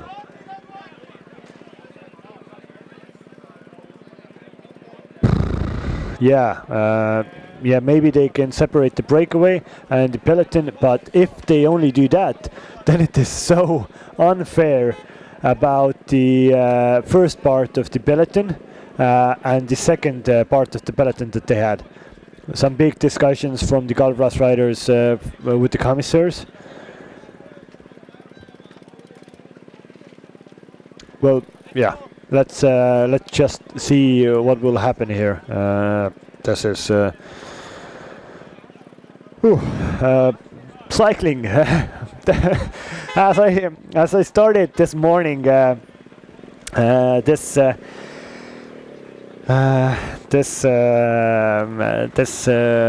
morning, that cycling is unpredictable, and this is really unpredictable. We will have Enric Punso, our man from the Carnage, in the center of Carnage in 20 seconds to talk about the situation. Hopefully Enric has a little bit more information than I do. I don't have anything else. I'm in the studio and I'm as puzzled as you are, but Enric will be on shortly.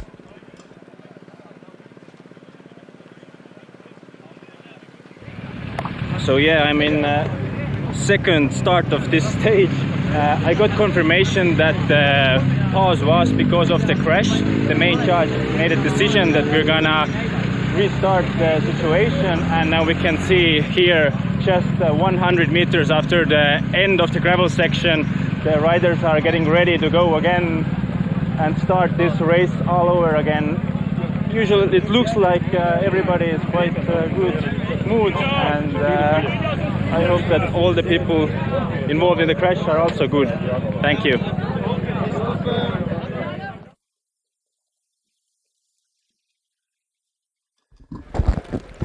Thank you, Enric. Thank you, Enric, for that confirmation.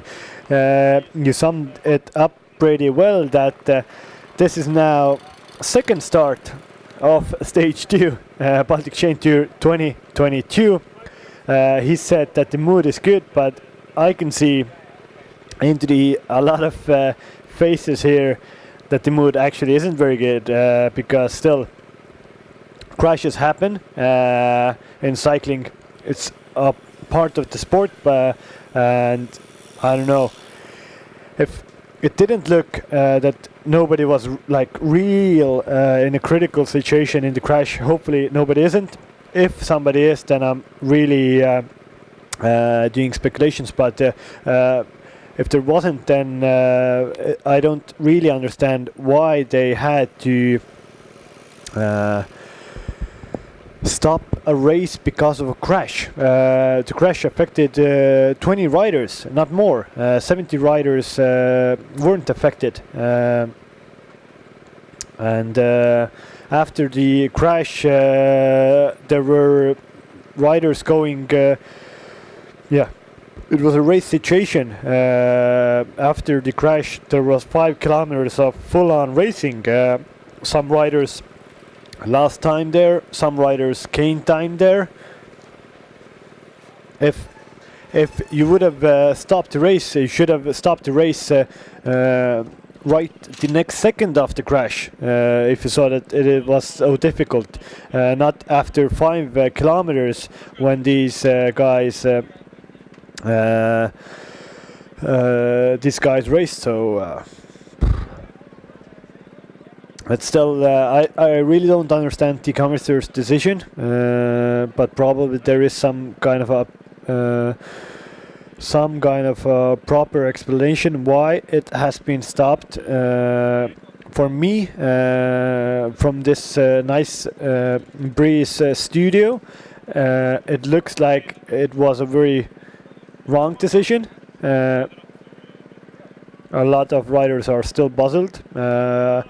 I don't have the info when the race will start. Hopefully it will start soon. No rider wants to stand in the sun for half an hour.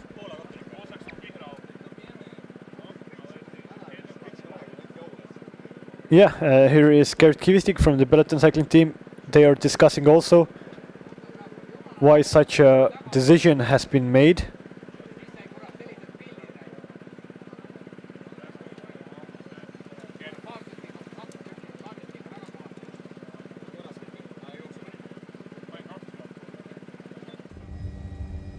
Yeah, everybody is puzzled. Nobody. Yeah, this is. I don't know who the UCI commissar is that has been who took this decision, but this looks to be a very wrong decision. It affected the race situation. These decisions are made by judges after not a major crash of the race, then there's no point for riders then racing. Let's just say for the judge, you say who's the first today, and hopefully the cycling will soon restart in a few minutes. It's a nice coffee break for the riders, but these riders didn't came here to do a coffee break. They came here to race their bikes. There was a big split in the peloton after the crash that wasn't affected by the crash. It was affected by a few riders were stronger than the other riders, but now they're all together. It would be the same thing that when we would have a Tour de France stage and a hill in front of or like in the center of the stage and the hill, the race would split, and at the end of the descent everybody would be waiting back together. Then there is no point of attacking before the last 100 meters for the race. But yeah, a lot of confusion as you see here, and for some reason the race is being stopped for a long time. Race paused. We still have 80. We should have 84 kilometers, 85 kilometers to finish. So just about a little bit less than 2 hours of racing still to go. And the convoy looks to be moving now. Sagnos still searching for the riders, giving extra bidons, looking through bikes.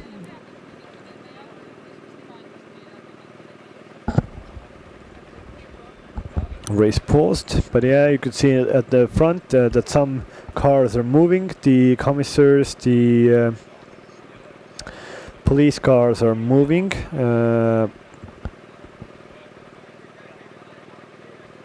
And we are still, yeah, now it looks to be that this race will get a restart in a few seconds. Commissar Edgar Dreyer is in the front of the race. Still, it looks to be that the breakaway riders will have a gap, but I'm not certain yet. Because the breakaway riders are in the front. They had approximately a 3-minute gap before the gravel section, and well, we don't know when is the gap being taken. Some rider just from regions or CCN team now is in the front. For some reason he went into a lone breakaway.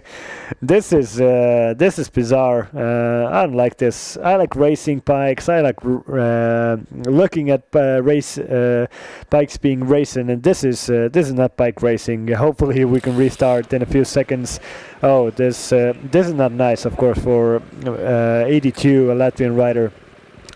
A lot of skin has been shed for him. Hopefully he can finish today's stage, but where cyclists have seen worse, and this is not a few scratches and bruises isn't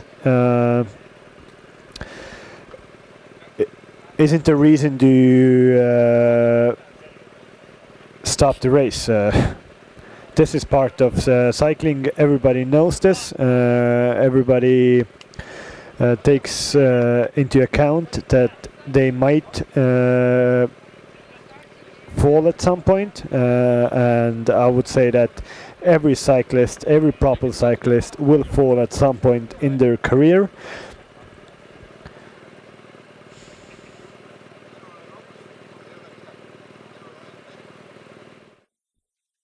And we're still waiting for something, somebody.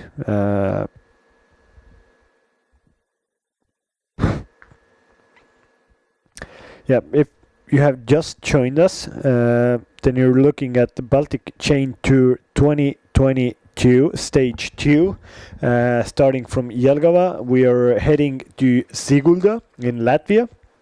147 kilometer race today.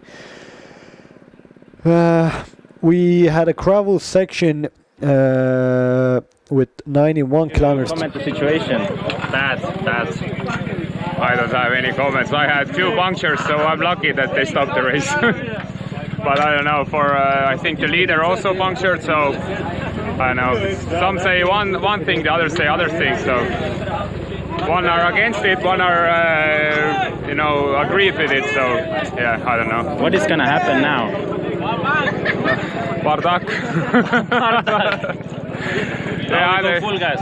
Yeah, I don't know. Now the brake goes with the same gap they have, and I don't know actually what's happening behind it. Let's see. Is Estonian national team happy with the situation? Yes. For us, everything is under control. Perfect. We can see also leader here getting his bike ready and ready to roll.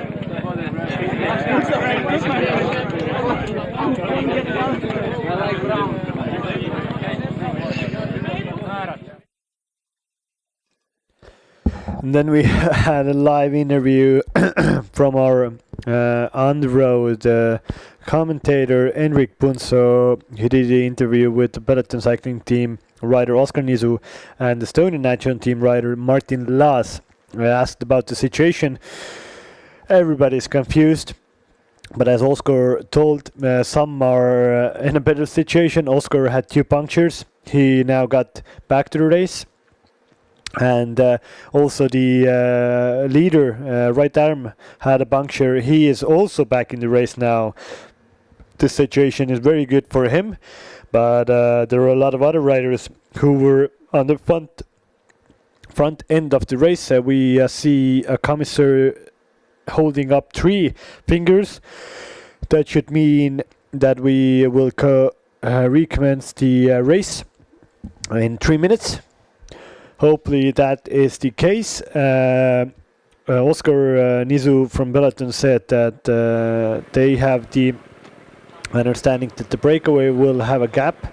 They will let the breakaway in front of the race that they had before, and then the Peloton will be restarted a bit later. Hopefully, well, we don't see, we don't know what's going to happen. We'll be smarter in a few minutes. Definitely, this this is a story that everybody will remember. But of course, I think this isn't very good coverage for cycling and for Baltic Chain Tour. That the organization is like this. If the organization and the commissars do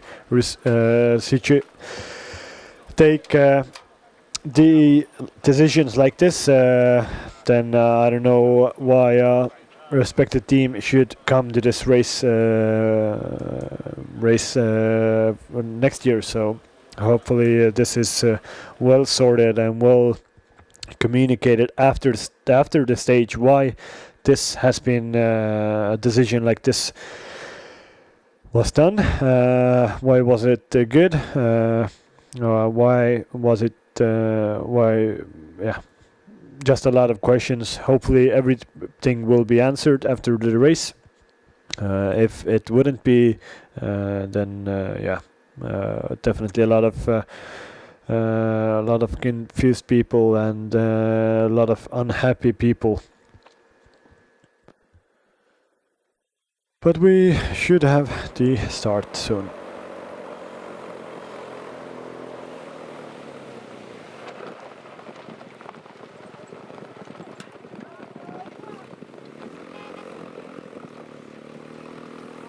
Here is again a recap of the crash that probably affected this the stopping of this race, but as you can see, it affected 20 riders, 20% of the peloton. It's a race situation. It shouldn't be stopped like this. Yeah, the peloton now. Yeah, the race has been restarted now. The breakaway of 4 riders are again on the move, and the peloton should be on the move soon also. The breakaway had a gap of about 3 minutes before the gravel section. They probably now got the same gap with the peloton, so that means that these 4 riders were restarted, and the peloton will be restarted in about 3 minutes. We still have 83.8 kilometers to go until we finish today's stage in Sigulda in Latvia. And yeah, the situation is that we have 4 riders in the breakaway. We have a rider from AT&T, Czech Republic Continental Team, Matis Stošek. Then we have number 55, Gustas Raugalas from Kaunas Cycling Team, Lithuanian team, and he is also Lithuanian. Then number 91 from the German national team, Nicolas Heinrich. And then also we had a rider from Team IPT BH Kalras 101, Markus Njor, a Danish rider. And now back to the peloton. The peloton hasn't got a restart yet. They will have the restart in probably in a minute or so. And the gap between the breakaway and the peloton was 3 minutes before the gravel section. And yeah, it looks like the commissaires now took a decision that they will leave it like that. Before the gravel section, they will give a start for the whole peloton and take into effect the situation before the gravel section. I don't understand the decision.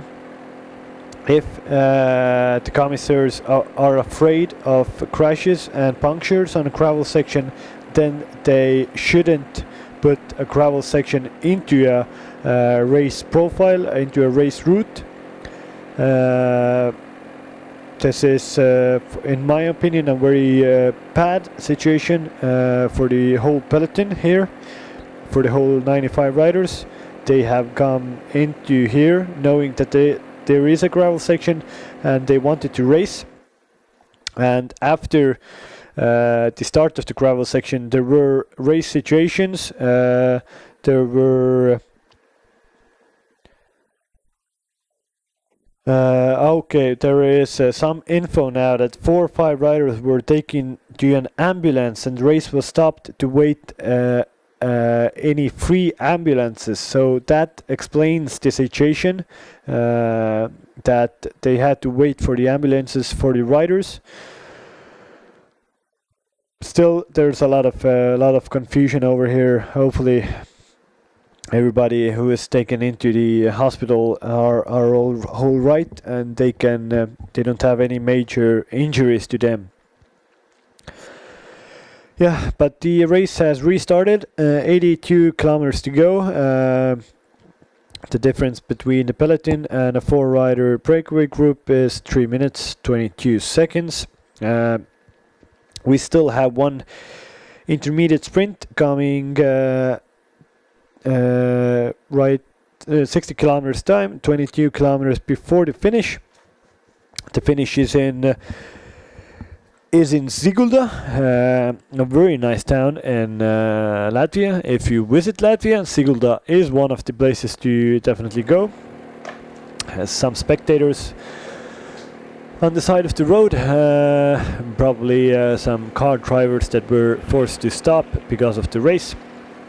Now they see why they have been stopped, but they have Matthew Stoshek from AT&T, Kustas Raugalas, Kaunas Cycling Team, Nicholas Heinrich from National Team Germany, and Markus Njör, IPT Kalras Team from Denmark. This is Markus Njör. This is the breakaway group. 4-rider group really working together. 3.5 minutes the difference between them and the peloton. It is a handy advantage. It isn't an advantage that is certain that they will have a possibility to win the stage, but they have a good advantage, and they will definitely go very deep into the race as a breakaway. But still, it's a bit weird tactics. I talked about this before. AT&T. Team that is on the front of the peloton at the moment. They have the rider Mika Henning, who is second in general classification. He was second in the stage yesterday, trailing right arm from the Estonian national team. They have a man in the breakaway, Matthew Stoshek, but they are pacing the peloton. I don't understand this tactics. There is no point of tiring out your rider. They shouldn't do anything. They should let the Estonian national team control the race, but they are still on the front, controlling the race. I don't understand that tactic, but maybe they just want to be in front of the peloton to avoid surprise attacks, to avoid crashes and so on, and they just keeping their leader Mika Henning out of any danger. Here we have 91 from the Latvian national team. He is the team leader probably for Latvian cycling team. Matis Galvers, he rides for the Astana development team, and is a very good up and coming rider for Latvia.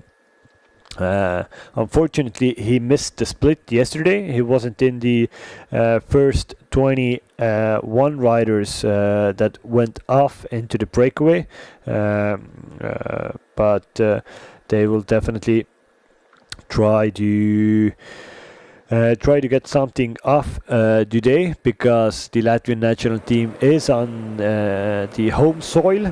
They have an advantage of home spectators, home roads.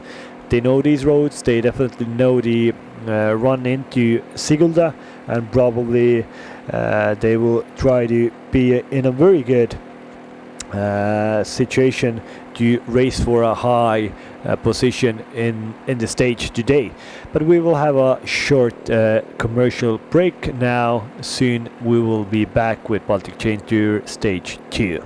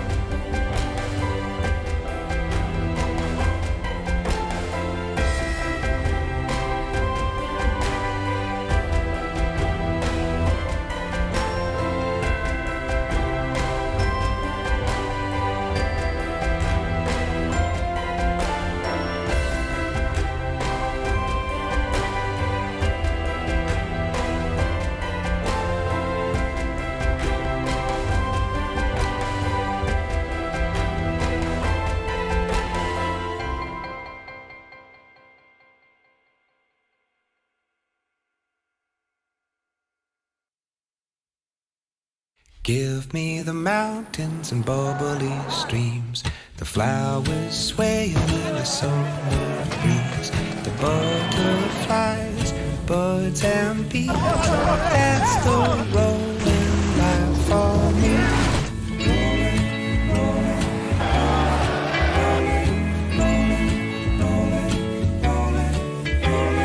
That's the rolling Skoda. life for Simply clever. me.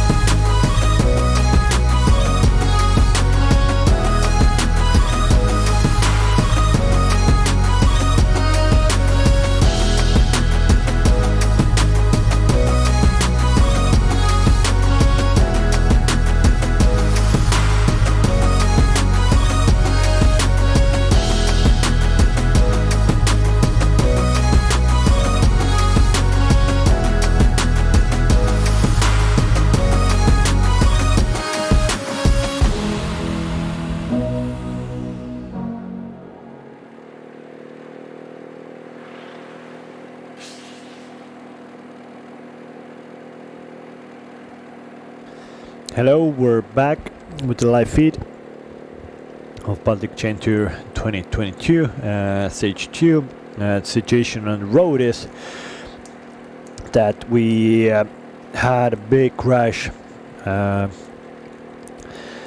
the start of the gravel section that we had 10 kilometers ago. A big crash. It affected approximately 20 riders, and many riders had to go into the ambulances, and there wasn't any free ambulances, so that meant the race was stopped. It was paused, the whole race, to wait for extra ambulances, because the UCI reglement says that you can't go through an UCI Europe Tour race if you don't have a ambulance at the back of the peloton. So that meant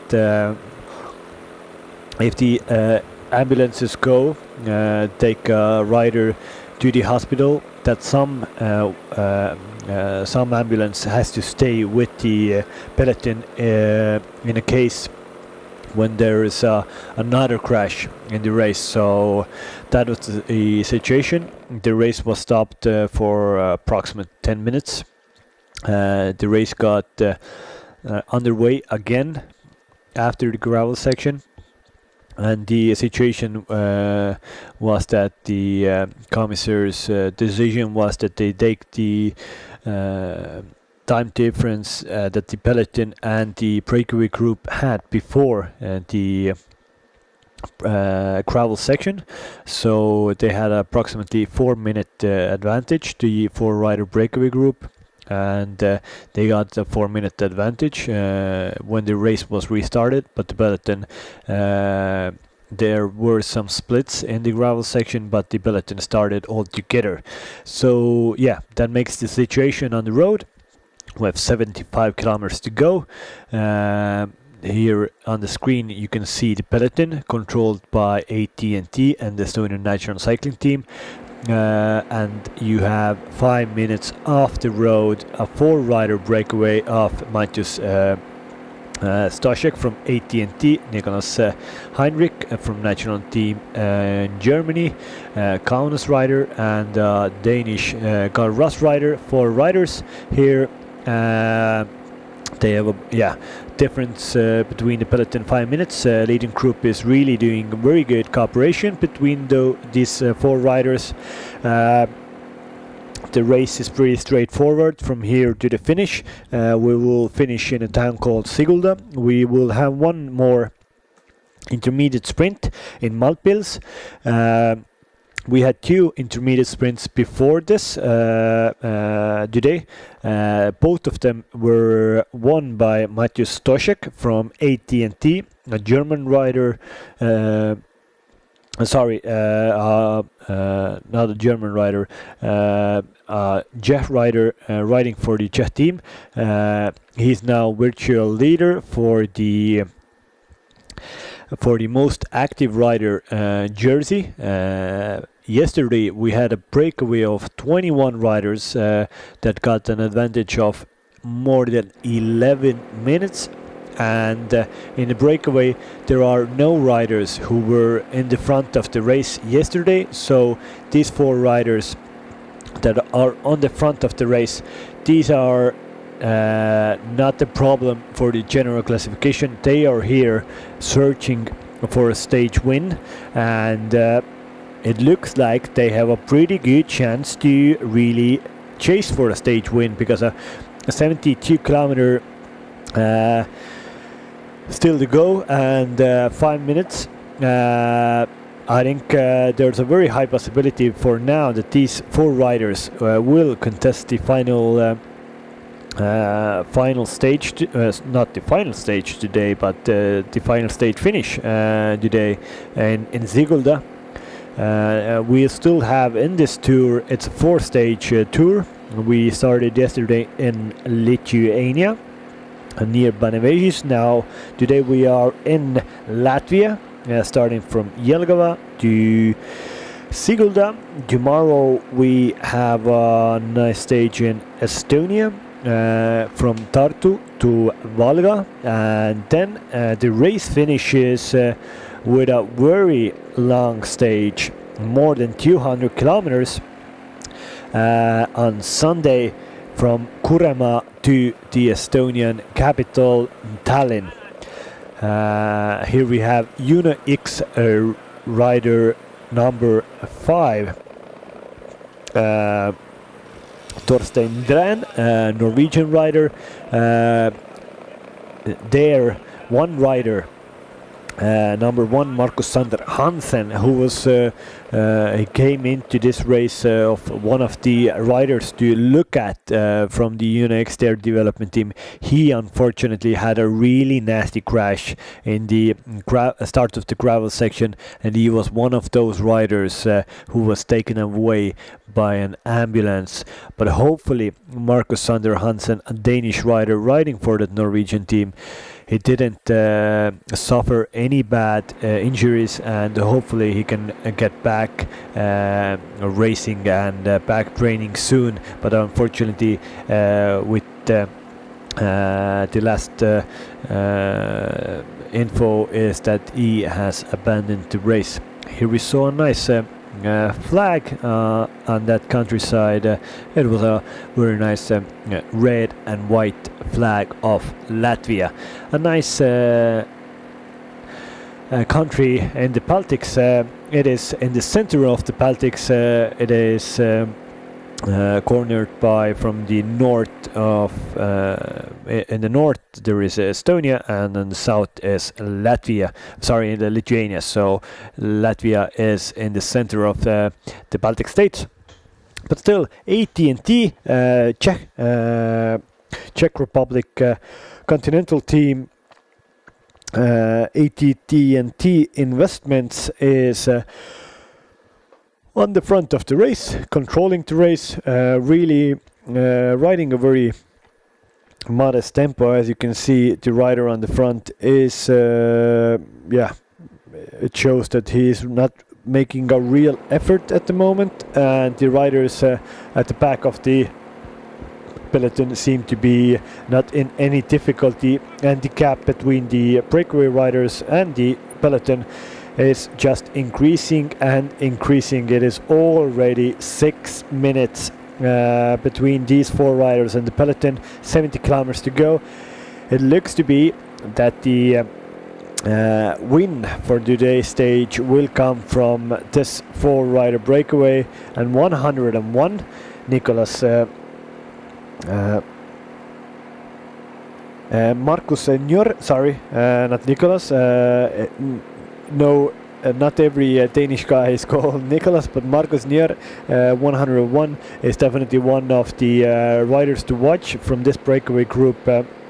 He has a very good finish, and he has shown that he has a lot of strength in this group. And of course, Mateusz Stoszek, he has won 2 intermediate sprints today already. He is the virtual leader of that standing, and he will definitely try to win the last intermediate sprint today also. And if these riders go into the finish and also ride for the stage win, then Stoszek can get some nice points from that also. That means he will be right up in the most competitive rider classification also. So Mateusz Stoszek is really having a ball in this race, but now we can see that Estonian national team rider Gleb Karpenko is on the front pacing it. I think it seems that now Estonian national team sees that they just don't want to hand out the victory for the breakaway group. They want to control the race. They want to get those 4 riders back, and they want to contest the sprint in a bunch sprint. They have very good sprinters. Of course, they have the leader, Right Harm, who can sprint, but they have a World Tour sprinter Martin Laas, who rides for Bora Hansgrohe. He's definitely the man to watch in a bunch sprint, and I don't think there's a lot of riders who can contest him in the last 200 meters of a flat race. So yeah, Estonian national team has come into the front of the peloton with together the UNE-X their development team, a Norwegian development team. They have the rider who is in 3rd place of general classification, Oskar Mjøsdal Johansen. He had a very gutsy ride yesterday. He had a very gutsy ride last year in this tour. He won a stage here. He's not maybe the fastest sprinter, but he clearly shows that he is in very good form. The riders just passed the Daugava River. They will flow right next to the Daugava River for some time now, and then they will turn left and north up to Sigulda soon. And here you can see UNE-X riders is making the pace on the front, and the whole national team of Estonia looks to be now in the front also. And Align, the Dutch continental cycling team, Netherlands team, is also come into the front and trying to get the breakaway back. So if I just said a few kilometers to go that it looked like that the win might go into the breakaway group, if this peloton now really will cooperate with 3-4 big teams, then I think there is still a possibility that the peloton will reel in the breakaway group, and we will have a proper bunch sprint at the end of the race.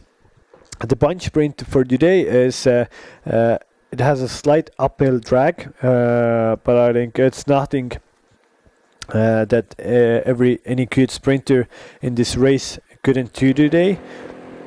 It's not an uphill finish, a full one, but it's a little bit uphill drag. So just the sprinters have to know that they can't start their sprint too early, because in a slight uphill drag, it's usually the rider who times his sprint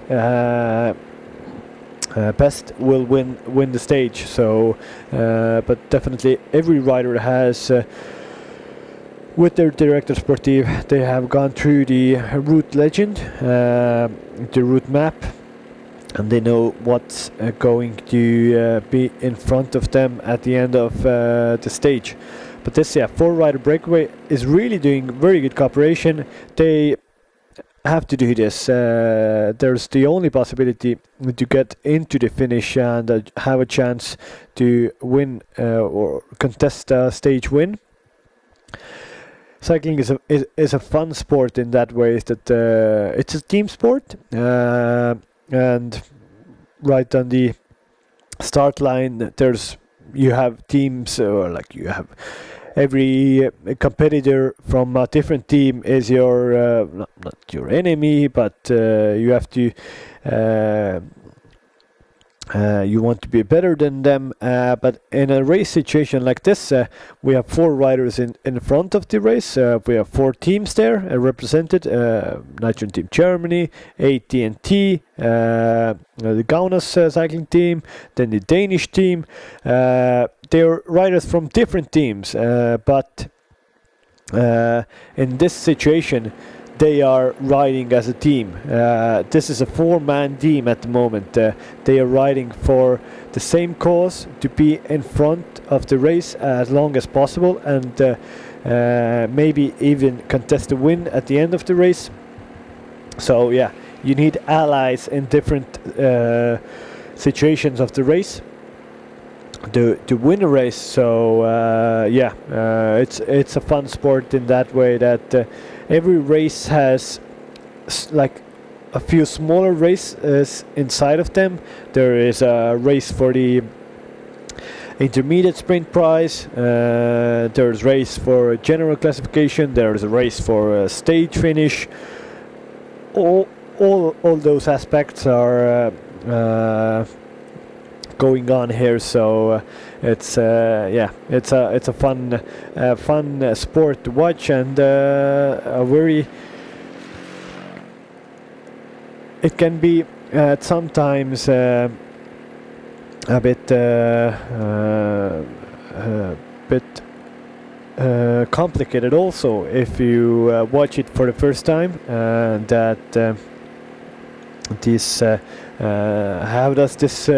how do teams do their tactics and so on, and yes, it's a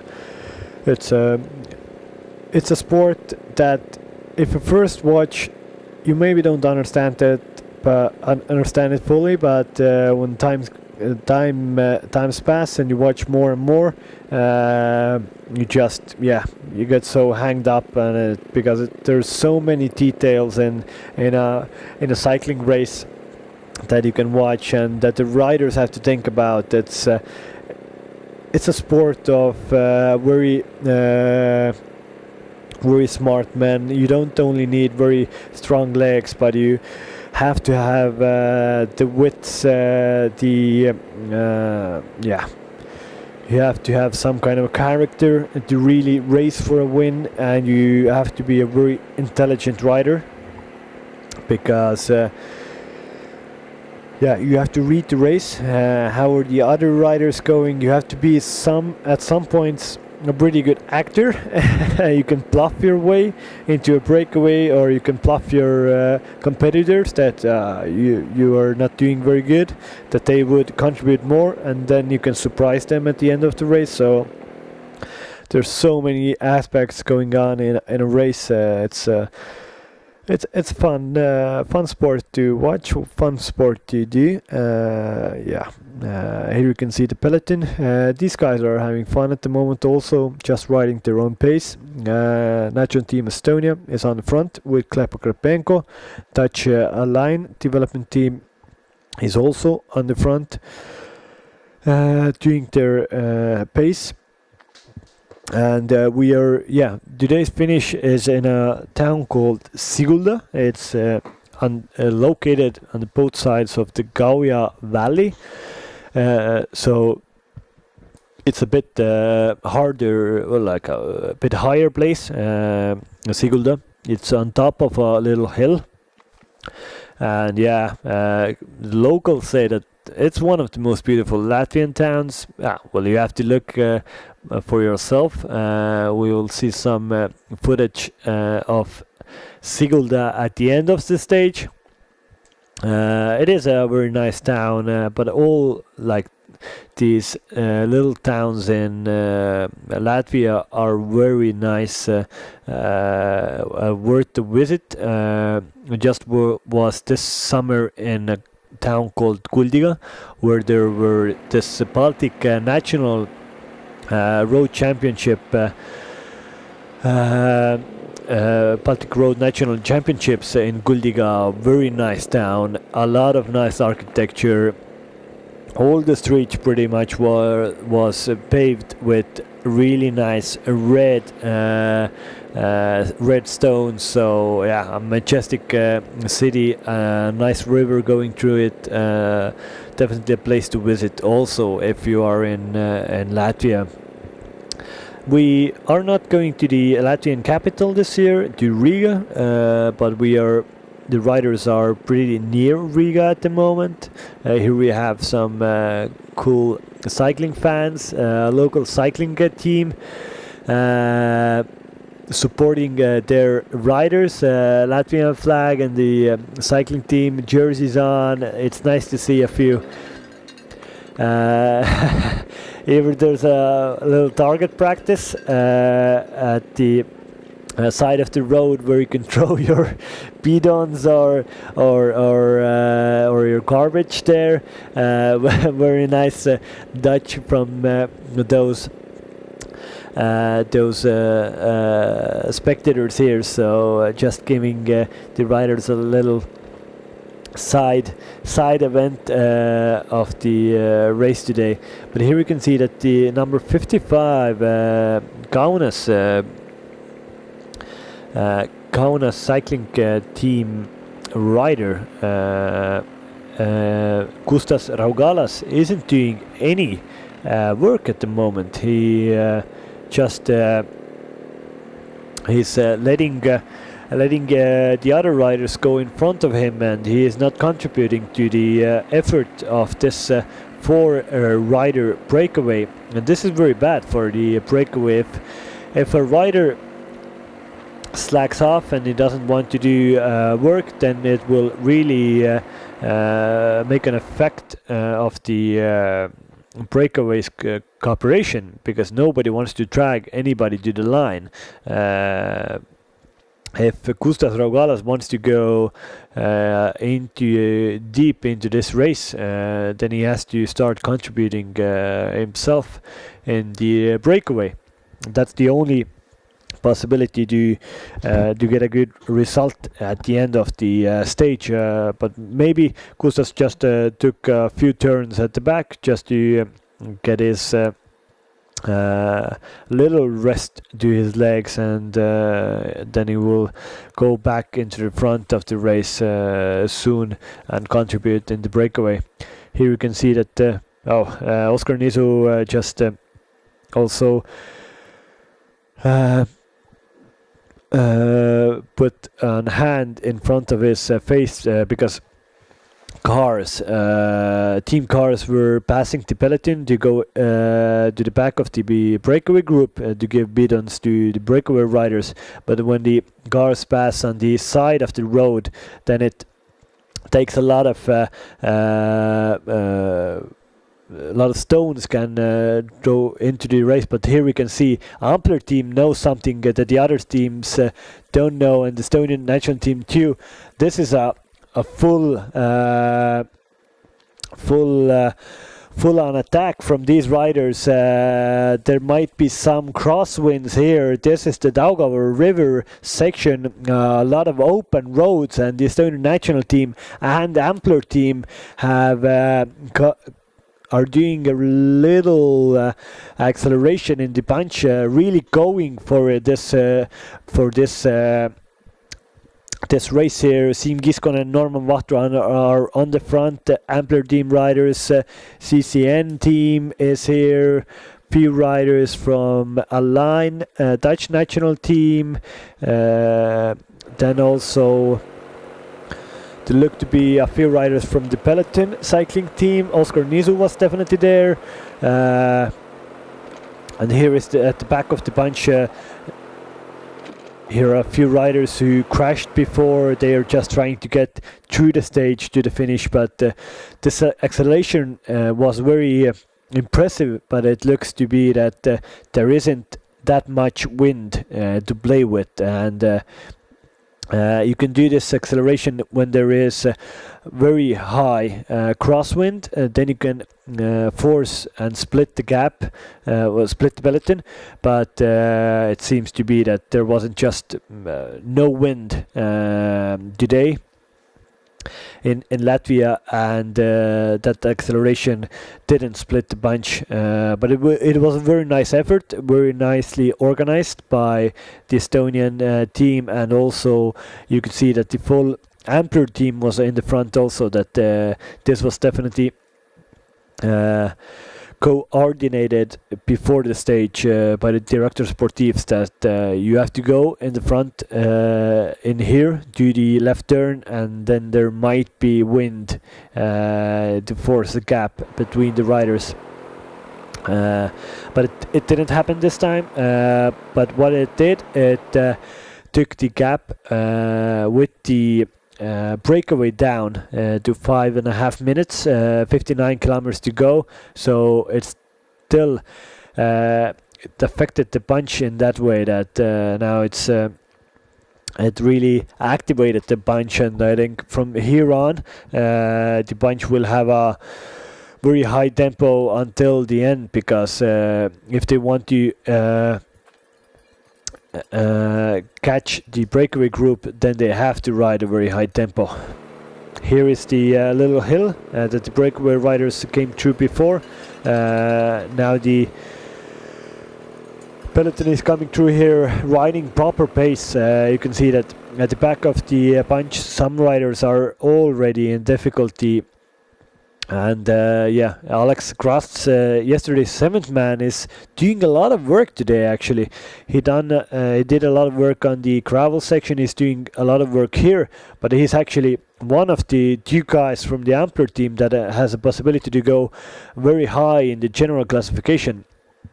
I wouldn't let Alex Krast do as much work as he is doing, but this means just that the Ampler team has only one protected rider, and that protected rider's name is Pauls Rubenis. He was a rider who was 4th yesterday in the sprint.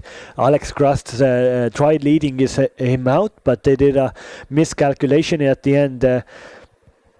They started their lead out a bit too early, and Alex Krast just didn't have the pace in the last 500 meters, and that meant that Pauls Rubenis was in 2nd position, and Right Adam could come from speed from the back of the 7-man group, and yeah, it's if you don't time it correctly, if you're in the front, it's easier to come from the back in the sprint, and Right Arm just did that and won the stage yesterday. Let's see how today will go for Right Arm, and also Pauls Rubenis. Ampler team is doing a very good cooperation between them, and they are definitely collectively a very strong force, but I don't know how strong of a sprinter Rubenis is. But we should have now in a few seconds Hendrik Punso, our man on the road, our in-race commentator on the motorbike. He will talk about a little the situation inside the peloton, inside the breakaway, what's going on the road of Latvia.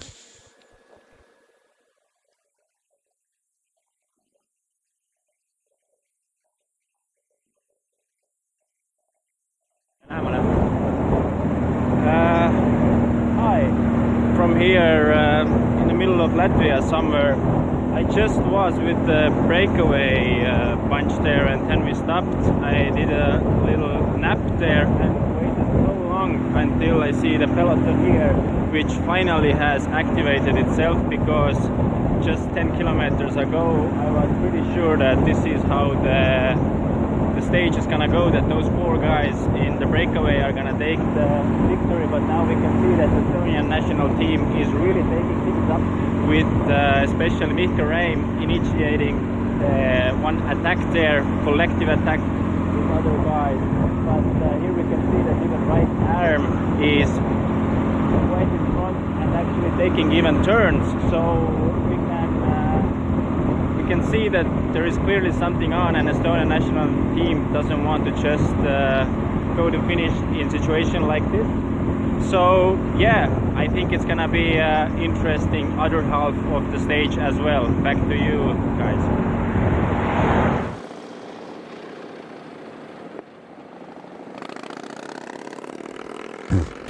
Thank you, Henrik, for that insight of the race of this stage 2. As Henrik told, the Estonian national cycling team has really upped the pace inside the peloton, and even the race leader, yellow jersey, right arm, has been seen on the front of the peloton taking turns. That just means that probably today Estonian national team is going for a sprint win with Martin Laas. Definitely on paper the fastest sprinter in this race, and the most probable pick for today. So now they're really activated inside the peloton, and the gap between the breakaway group is getting smaller and smaller every meter that these guys ride, but it's still 5 minutes, so it's a tall ask. They have to go from here on to the finish full gas. It's not just that the gap isn't 30 seconds, that you just do one acceleration and the breakaway is being caught. As you can see here, full three big teams are going full gas, and the front of the peloton, Team Ampler development team with Andris Mikutis, Joonas Kurits, also Una X, their development team, Estonian national cycling team, peloton riders, a lot of riders going real hard at the front of the race, trying to get back the breakaway group, and maybe even try to force a split in the peloton. Oh, these guys are going full gas. This is proper racing. This is proper echelon racing. You can see the peloton has fully stretched out. This is the racing that we like to see. And yeah, Estonian national team is trying to force a split in the race, and they are already put some pressure on the third place in the GC. Oskar Müstel Johansen is having difficulty in the front of the race, and at the back these riders just might be, in a few seconds they might be off the back, because if somebody leaves a gap in this situation, when they are going as fast as they are in the front of the race, then the splits will happen in a seconds. It's so hard to close the gap after the split has happened. And here we can see, the peloton is going 50 kilometers plus per hour, 52 kilometers per hour. These guys are going fast. There's no holding back at the moment. Siim Kiskonen from Estonian national team really putting the pace on. Alex Krasts, Ampler team, this is full on attacking, but no big casualty at the moment GC wise. But as you can see, the race has been split. The race has been split by National Team Estonia, Ampler riders, Unix riders. This is full-on echelon time. This is proper bike racing. This is what we are been looking for the remainder of the 50 kilometers of this stage 2 of Baltic Chain Tour. The first 100 kilometers today have been very interesting, but this is real racing here. Yeah, this is 30 approximately 30 riders have now split the race in the front. Mainly Estonian national team riders have split it. They're riding a full-on carousel at the front, and riders are off the back every minute, every second. Some riders are losing places at the back. You can see that, again, 5 riders just lost contact. Norman Water is in the front going full gas. Mikkel Reim is talking, you have to go full gas here. Oskar Mjøstøl Johansen is having difficulties regarding his position on the bike and just his face grimaces.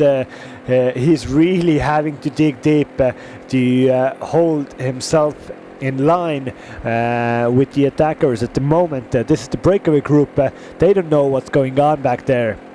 They have just been told that the gap has gone down from 6 minutes to 4 minutes in the space of 10 kilometers. Now the gap between these 4 riders and the breakaway is 3 minutes 45 seconds, and this definitely isn't enough for these riders to go to the finish. And again, Gustas Raugalas, Kaunas cycling team rider, isn't contributing fully to this breakaway. So it seems like that these breakaway riders will be caught at the end of the stage today. But we still have one intermediate sprint, which is very important for the rider 21, Matthew Stoshek. Stoshek is talking with Raugalas. Why don't you come and do some pace with us? But here we have this race has been split, and a lot of riders have lost contact. But the 3 riders in the GC everybody are here. Third place is Oskar Mjøstøl Johansen in the white jersey. He's here, race leader. Right arm is just taking a turn on the front, and also Mika Herning, second place rider on the GC, is also here. So no big casualties at the moment. I haven't seen Paul's Ruben is there, but probably he is there also. Estonian national cycling team had many riders. Una X had many riders. Ampler had many riders. So all the big teams are in the front. Which team didn't have a lot of riders? It looked to be the Alpecin the Koenigs development team. I think they only had 2 or 3 riders in the front. So that is not an ideal situation for them. They had 2 riders in the front yesterday, but they missed the real high places yesterday, and unfortunately for them, they didn't have a place on the podium. But here is the front of the peloton, or the remainders of the peloton at the moment. All the usual suspects are here. Mika Henning is here from AT&T with a few teammates. I can see Pauls Rubenis, 4th man in the GC. Okay, and the Koenigs said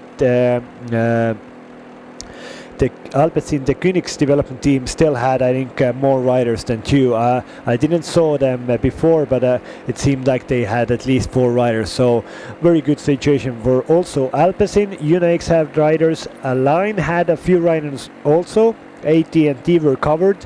Their leader, Mika Hemming, is in the front end of the split. Ampler are good. Estonian national team are good also.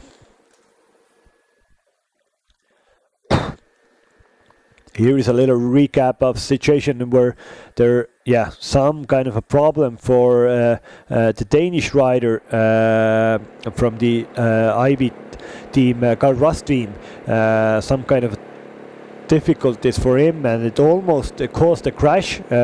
Fortunately, everybody stayed up, but for that Carl Rust rider, he definitely had to say goodbye to the front of the peloton in this case. And as you can see here, Alpes in the Koenigs development team are with 4 riders in here. Very good situation for them also. Estonian national team is here with 5 riders. Ampler is at least with 3 riders. Also peloton cycling team, 2 riders. IPT Karl Rass looks to be now only 1 rider. They had 2, but one rider had some difficulties, technical difficulties. He had to stay behind. Latvia has a few riders. So yeah, this is a strong group. This is nobody in this group is in here by chance. These are strong riders. All the strong riders are here, so this is more of a not a surprise attack. This is more the case that just the stronger guys got rid of the ballast. They got rid of the anchors at the back of them, and now they can really go full gas. But this means if this group of dirty riders will go clear and they will ride like this for the next 20 kilometers, they will catch the breakaway. But I think these aren't the last attacks that we have seen today. This bouts to be a very fun and a very attacking end of stage 2 here. We will have soon Hendrik Punso, who is riding right next to this this group. He will tell a little bit more in detail what he has seen, closely following these racers, who seems to be good, who seems to be in difficulties, and what is to be expected at the end of the race for this stage 2. Here still the Kaunas rider is not wanting to contribute this to this breakaway, and it isn't to the liking of his breakaway companions. But we should have Hendrik Punso on in a few seconds, and some attacks even in the breakaway. This isn't good for the for those riders. Hey, so I'm in front of the main. I'm in front of the bunch right now. At this moment, see that the crosswind really has done some damage here today. When in the first half of the stage, I wouldn't say that the wind was that much of a factor, but here we really see that there are those small, not too long open fields with maybe 1 kilometer of open to wind, and it's enough to make this much of damage. I really can feel the speed in top of the motorcycle here, where they go 60, at some point even 70 kilometers per hour, and the biggest winners here definitely are Estonian national team, Ampler development team, and also Alpes in the Koenigs development team. Really here, and they are also working in front of this bunch right now. Things are getting very interesting, and I think why they did this kind of attack, they just don't want to give free ride to others back to the finish. So that's cycling. Thank you very much.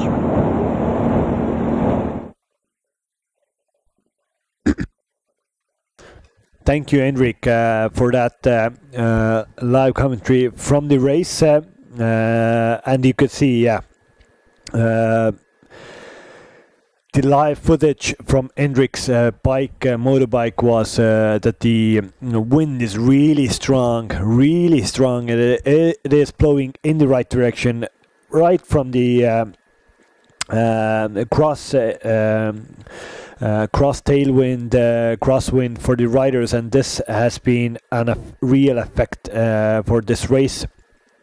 It has enabled for the stronger riders to do some echelon racing in this Baltic Chain Tour Stage 2, and this means the race is being split. Here we can see some recap from the breakaway. 2 riders from the breakaway. Yeah, nobody understands why the Kaunas rider didn't want to work, but it looked to be that the Kaunas rider just didn't have the legs to work.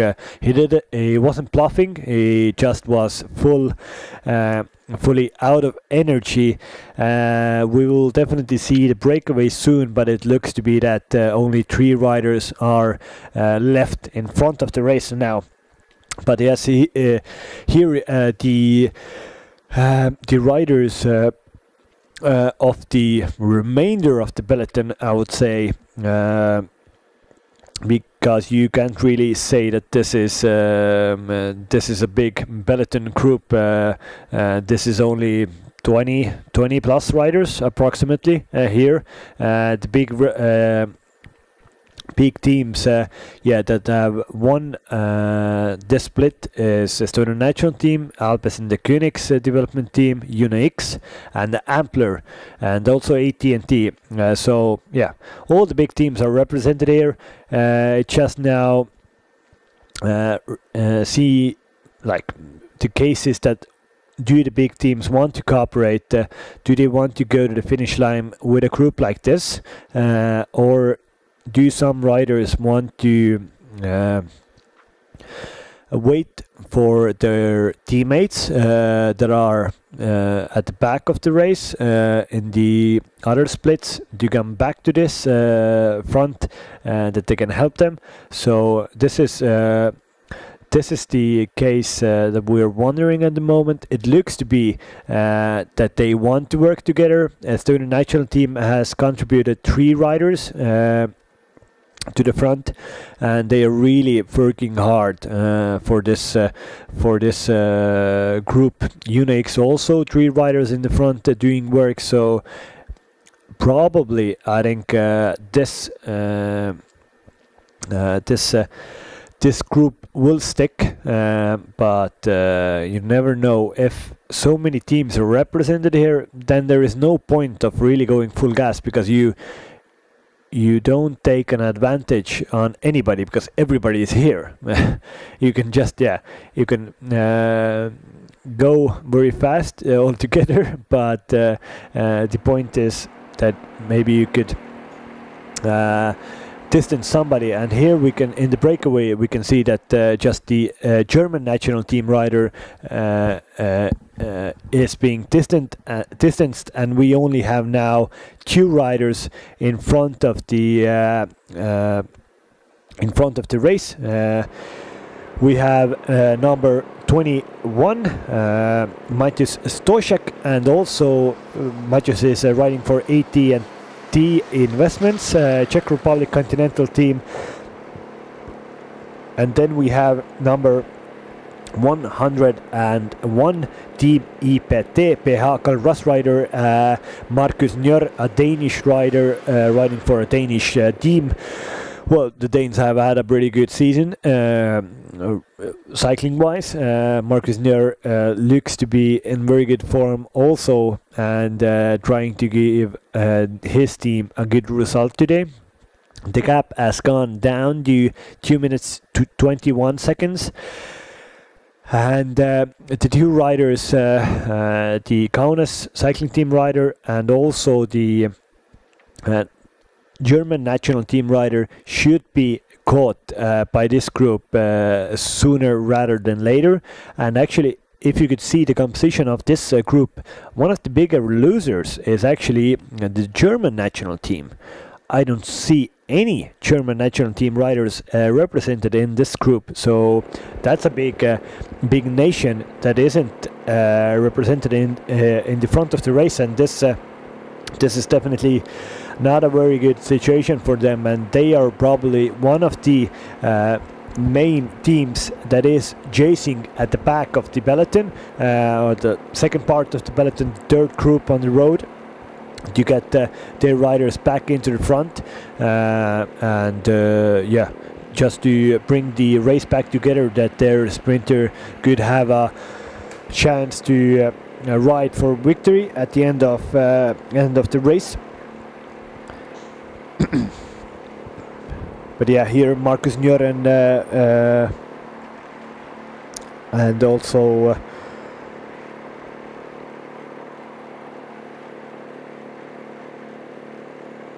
Maciusz Stoszek, they are, I think they're like, next finish line is 22 kilometers in the intermediate sprint. They want to do that, especially Maciusz Stoszek wants to do that because he has won 2 intermediate sprints today. He wants to take the full Dali, full 3 intermediate sprint wins, and then he will be in a very comfortable lead in the most active rider classification. So he still needs to be 20 kilometers in the front of the race today. I think that is very possible for them. They have a 2-minute advantage, and yeah, 19 kilometers to go to the intermediate sprint, and I think that is about it.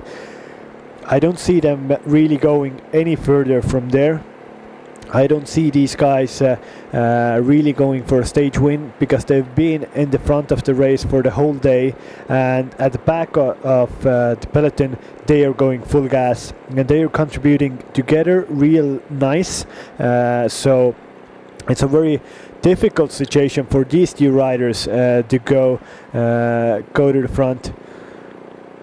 Maciusz Stoszek just shaked his head for some reason. He talked a little bit with the motorbike commissar. Probably he heard the gap, and he was told that the gap is 2 minutes. Then he was like, how can this be? It was just 4 minutes. So yeah, he definitely doesn't like that guys back in the peloton are going full gas at the moment,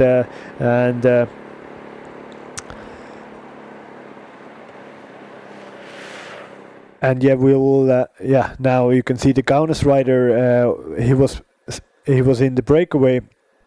Now he's being caught by the peloton.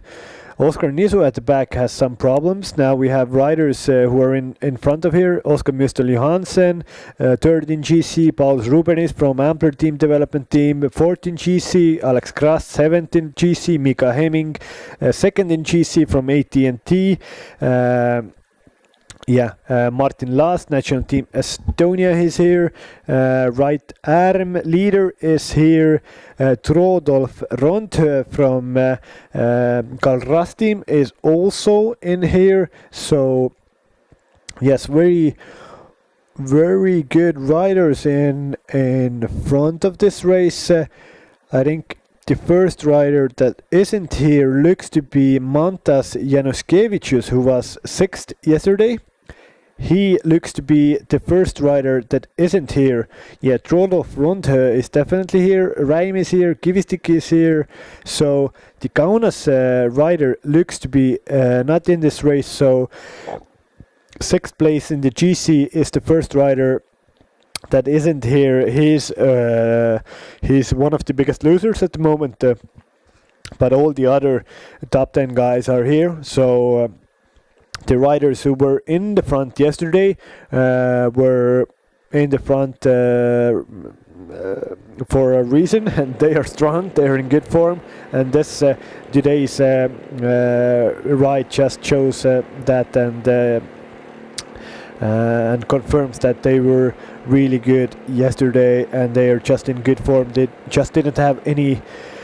They had, of course, a little luck also, but mainly they had very good form. And here we can see that the riders passing a little town in Latvia, just going through here, 38 kilometers to go. Difference between these 2 riders and the peloton, or the remainder of peloton, is 1:45. A nice church on the right hand side for the riders. They don't really know what's going on around them when they're in a race. They are only thinking about how can I manage to win or get a high enough place today. But hopefully, if some riders here, a Czech rider and a Danish rider, they like what they see here, and they will at some point visit the Baltics also, just as a tourist. It's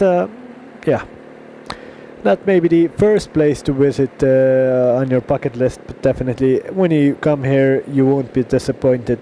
Good food, good service, a nice countryside. and here are a few feeders on the side of the road from the team's Soigneuse, giving extra bottles to the riders. It is very warm here, 30 degrees plus in Latvia at the moment. Sun is shining, a lot of liquids are absorbed in the race. You have to drink every like not almost every 10-15 minutes you should drink because you have to keep yourself hydrated, and especially this is not a 1-day race, this is a 4-day race. It's a tour, so if you go too deep one day, if you don't drink one day, then you will be affected really badly the next days. So it's not a long tour, but still 4 days. You have to keep very good hydration, very good. You have to eat fully also to give your body some fuel to recover. The races after a race, you have to get some proteins really fast to get to get the body to recover into the recover zone, because when you're racing you can't eat that much, your body is doing so much work, but after the race you have to get some food into you or you will feel the effect the next day. But here we had the breakaway group, the gap between the breakaway group and the remainder of the peloton has come down to 1 minute 1 minute 21 seconds already. 36 kilometers to go. We have 14 kilometers to go until the day's third and last intermediate sprint. From there on it's 22 kilometers to the finish, and then we will know who is the winner of stage 2 Baltic Chain Tour 2022. This is the remainder of the peloton. It has been split by crosswinds and a high acceleration by the Estonian national team.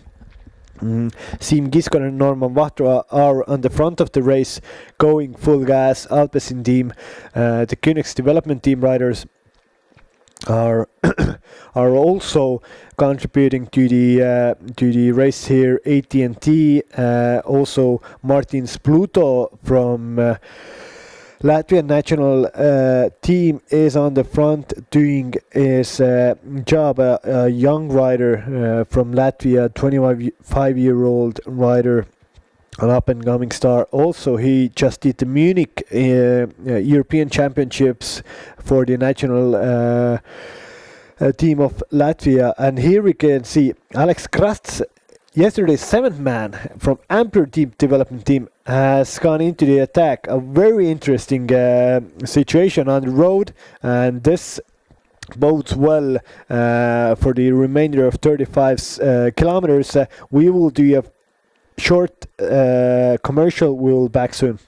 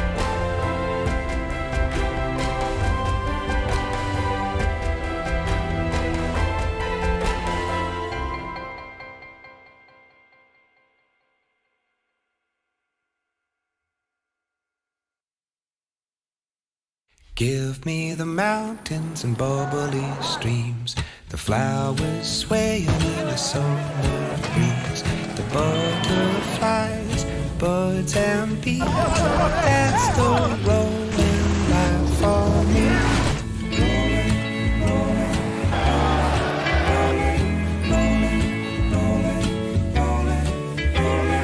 That's the rolling Skoda. life Simply for clever. me.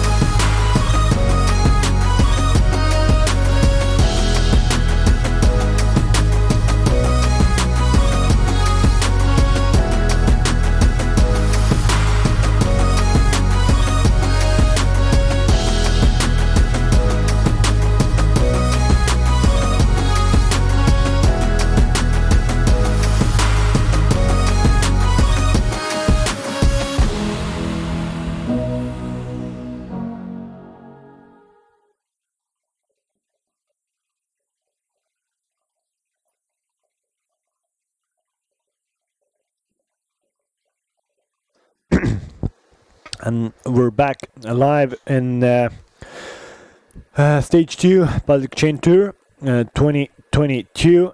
Just before we went into the commercial break, we had an attack from the Ampler team development rider on the left hand side, the green jersey wearer, the most active rider jersey wearer, solo attack by him.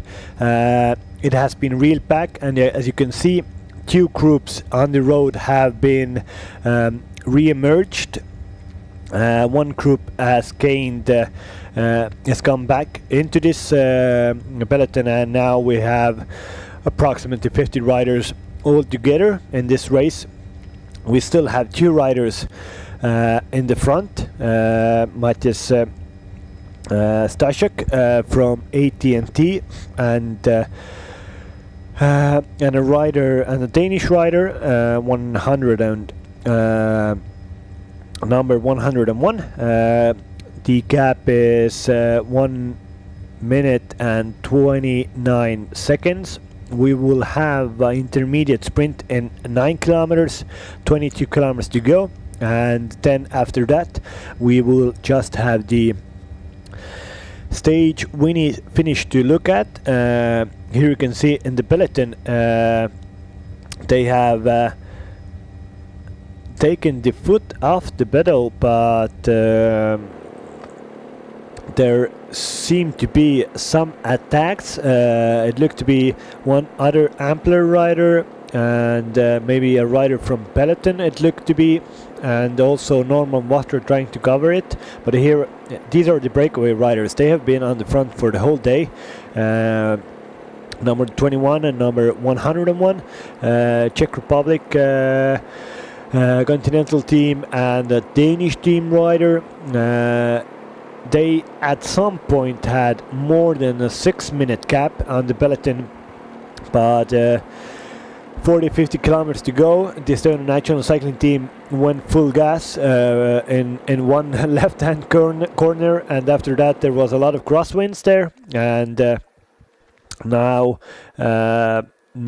some the difference is really gone down for the breakaway group. And here we have new riders going into the attack. There was Jonas Kuritz from Ampler team development team, Oskar Nisu from peloton, Norman Vatra from Estonian national team, then somebody from AT&T, and there are a lot of counter attacks for that one. Nobody wants to get let anybody go, because if you leave a 5-rider breakaway go at this late stage of the race, then there's a very high possibility that it will go right down to the wire, right down to the finish, and nobody wants to do that. because every 5-rider breakaway has some team that is being left out of the attack. But now another attacks CCN rider and Ampler team rider Ivars Mikutis is here. He is very strong. You have to keep every attack that he does, you have to follow that. A lot of Carl Ross riders also driving the pace. Una X are here, and it looks to be that this is nullified. Everybody knows how strong Mikutis is, and that you can't let him go off the front of the race. Here we have even the Estonian national champion Mikkel Reim is doing a job at the front of the race, trying to get back here. AT&T are trying to get back. Yeah, Ivars Mikutis went really hard there, but he hasn't had a gap with the front of the race at the moment. A lot of attacks going. And the whole peloton here is in one line, one big line. And this just, it seems to be that we will have a very, very attacking last 27 kilometers of this race. So we have Mikael Reim here from the Estonian national team. We have it looks to be Droholf Rondhed from IBT Galras, who is just taking a turn on the front of the race. He was sixth yesterday. He is a very big threat in the overall general classification. He has also one rider in front of the race in the two-man breakaway. Mikkel Reim is very angry about the motorbike that is a bit too near the front of this attacking group, because Mikkel Reim doesn't want to give an advantage to these riders, because he's racing on the behalf of Right Adam, his team leader, the yellow jersey wearer at the moment. He doesn't want that this breakaway will go far, because there are riders who would gain some dime on Right Adam, and that is not the situation Mikkel wants. He was very angry about that motorbike, but that motorbike now went off into the distance and isn't giving any slipstream to the riders anymore. Sometimes it happens. Everything is every motorbike doesn't always know how fast the riders are, and if they're going to an attack, the riders, they can gain a little time on the motorbikes and try to be in the slipstream, but it isn't. It's an unfair advantage to the other riders. And here we have some attacks coming from the peloton, but no real cohesion. So this move of it looks to be 8 riders, I think. This is a very strong move, and a very a move that just might stick. You could see that Martin Laas from the Estonian national team is coming from the back, also trying to make the pace and bridge the gap to the front here. The Carl Ross riders are telling Mikkel Reim, please don't be in the slipstream of us. If you want to come, then do some work. But Martin Laas is bridging the gap himself. And yes, now we have 2 Estonian national team riders in front of the race. And this is advantage Estonian national team. Mikkel and Laas are both were in the front yesterday. They are trailing in the general classification 26 seconds. Mikkel Reim 28 seconds. Martin Laas, and this is a very strong move. And probably now Mikkel Reim will start working. He will start working now for Martin Laas, who bridged the gap at the moment. The Unix rider if I would be Unix, I wouldn't work anymore because his leader, Oscar Müstel Johansson, is at the back, and there is no point of him working here. And also, Norman Vahtra from the Estonian national team, he is trying to bridge the gap also alone. So this looks to be very high, very good advantage for now Estonian national cycling team. Ampler team are also in a bit of a pickle. They have Aivars Mikutis here, who is a very strong rider and can win the stage, but he's nowhere in the general classification. And they have Pauls Rubenis and Alex Krasts back in the peloton, so they are not in an ideal situation also. And yes, Norman Vahtra is also here now. So Estonian national cycling team has 3 riders now in this group: Martin Laas, Mikael Räim and Norman Vahtra. Well, this is ideal for them. Right arm, the yellow jersey wearer is in the peloton. But this is a very strong, very dangerous move for everybody. 25 seconds, still the difference between these 2 riders and the next group on the road. Matej Stošek and Markus Njör, who've been in the front for the whole race. Now they're talking about tactics for the intermediate sprint that is going to come in 1 kilometer's time, 22 kilometers to go. Matej Stošek has won the first 2 intermediate sprints. He definitely wants to win the last one also. Then he has 11 points in that standing, a clear leader, and wearing the green jersey for tomorrow.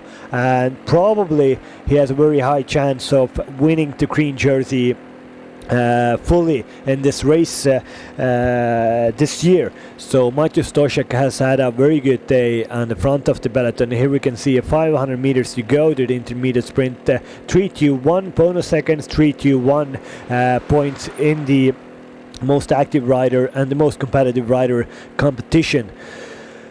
Let's see if the Danish rider will let Matej Stošek win this, or they will do a proper sprint. It looks to be that they discussed this. Matej Stošek said that I will just do a longer turn. Please let me take this intermediate sprint. It is important for me, and it looks to be that the Danish rider is okay with that, with the second place in this intermediate sprint. That is true. Matej Stošek, winner of this intermediate sprint. All 3 sprints he has won today. Now they're looking back, and now they're... Yeah, this is Trollof Rondhe isn't happy because he lost 1 second and Mikael Räim gained 1 second. So that means Mikael Räim has now gone up 1 second in the GC, 25 seconds trailing right arm. And yeah, Trollof Rondhe, it looks to be Trollof Rondhe, hopefully I'm not wrong, is now going solo on the attack. He has a teammate up front, Markus Njör. He will definitely give a hand to Trollof. Yes, he sees that his teammate is coming up. He's now helping him try to gain an advantage, but the peloton, the remainder of the peloton, looks to be that they are coming back also. There were a few teams that were not represented in the front or didn't have a very good situation on the road, like Una X, AT&T. Well, they have a rider here, but not a very good situation. And Trollof Rondhe now maybe has a possibility to go solo for the win. And between the peloton and these 3 riders, there is Mikael Räim and a Unix rider there also. But Mikael Räim doesn't look to be that he's contributing to that chase at the moment. But here Markus Njör is fully sacrificing himself for Trollof Rondhe. And yes, Matej Stošek is now just between 2 Danish riders. He doesn't he doesn't need to do anything. He just can follow and try to see. Probably Markus Njör will sacrifice himself in the next few turns, then he will fall back, and then it's a possibility for Troll Fronte and Markus Stošek to go together as a duo, but Stošek has been on the front for the whole race, so Rönde is has to show how good is he himself. There's something in the shirt of Drolov Ronde. I don't know what that is. Maybe it is a very big ice pack. It looks to be a bidon. Something is in his shirt. I don't know what it is. Some kind of a maybe aerodynamical advantage. It's a particular interesting thing that is there. Something is sticking out of his shirt. We'll see at the end of the stage what that might be. But this is the front of the peloton. No real cohesion there. Estonian riders at the front. Alex Kras from Ampler team still doing work. One of the most impressive riders of this race thus far. Raced very aggressively yesterday. Today also did a solo attack. Has been on the front for multiple times. He was the guy who forced the split on the gravel section. And here we have the map view of the race. We are full on direction Sigulda. Sigulda is the town where the final stage finishes today. Very nice town in Latvia. 18 kilometers to go. A pretty straightforward race. They go through Sigulda city, a few turns, roundabout, and there's a slight uphill section from 1 kilometer to 500 meters to go. So it favors attackers, especially that the race has been a very active race. So that means a lot of tired legs, and there could be somebody who could surprise the field and try to go for a long one, try to do a flyer, as they say, to surprise the field with 1-2 kilometers to go and get a solo victory in front of the sprinters. That is a high possibility, but it has to be a very strong rider doing that. But the most probable outcome is that there is a bunch sprint in the end. 20 man sprinting for the stage win. But there is a case that this trio can also go to the end. 101, 21 and 104. So two riders from the Danish team, Markus Njör and Rolf Röndhö from Karl Ras team, and then also one rider from the AT&T team, Markus Stošek. He won three intermediate sprints today, 9 points in that competition. He got 9 bonus seconds also, but he lost 11 minutes yesterday, so no real harm done there. Here we can see Mika Herming, second in GC, trying to attack, but Mikael Räim from Estonian national team covering this, and also Norman Vahtra. We haven't seen the yellow jersey for a while now. Right Adam, yesterday's winner, he's somewhere hidden in the peloton. He hasn't shown himself. It's sometimes it's a very good sign. That means he hasn't really tired himself. But maybe he's not. Oh, now I see. Martin Laas just bringing up right arm in the peloton on the right hand side. Yes, this is a nice move by the Estonian cycling team. Martin Laas with right arm in in his slipstream, really going for the attack. He has Mikael Reim and Norman Wachter in front of the race. Now, if they could communicate this fast, that we have the race leader with us now, go full gas now. We have a gap, 4 Estonian riders here, Norman Wachter, Martin Laas, right there Mikael Reim, Norman Wachter are here. Go full gas, we can get a gap ahead of the other guys, but I think they just missed that, and already the peloton saw that move coming, and they are all together now. One solo rider from Unix, their development team, going on the attack. In the leading group, still 3 riders off the front. We don't know the exact gap at the moment, but it should be. It's hopefully we will get the gap soon, but it's definitely more than 10 seconds, but it might not be. Yeah, Markus Njör, super job by Markus Njör, fully sacrificed himself for his team leader Drolov Rondhö, and yeah, the gap is half a minute. That's a handy gap, actually. Handy gap for Drolov Rondhö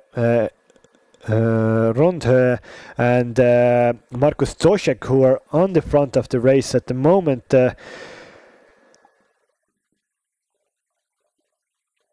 Rondhö was yesterday. He was in 6th place. He's a very tall guy, so yeah, he doesn't look, and a very skinny guy.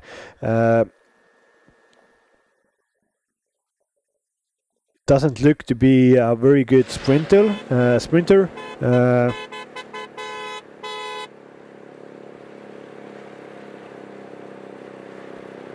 But it is in very good form. That showed us yesterday, and that is being shown today. Matěj Stošek talking with Drolov. Are we good? Let's go. Let's do together. And yeah, 14 kilometers to go. Drolov Rondhö is in a very good position in the general classification. He, as I told you, he was 6th yesterday. So in the general classification, he's 11 seconds behind Right Arm. Now, at the moment, he's 33 seconds in front of Right Arm on the road. And there are 10, 6 and 4 seconds given in at the end of the stage. So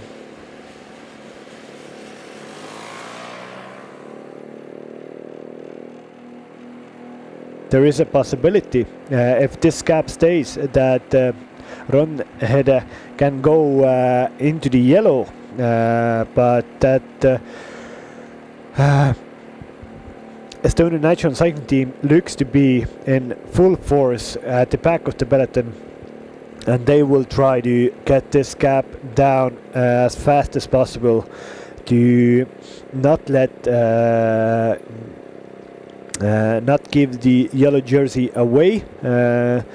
Yellow jersey is on the back of Right Arm, Estonian national cycling team rider, young 22-year-old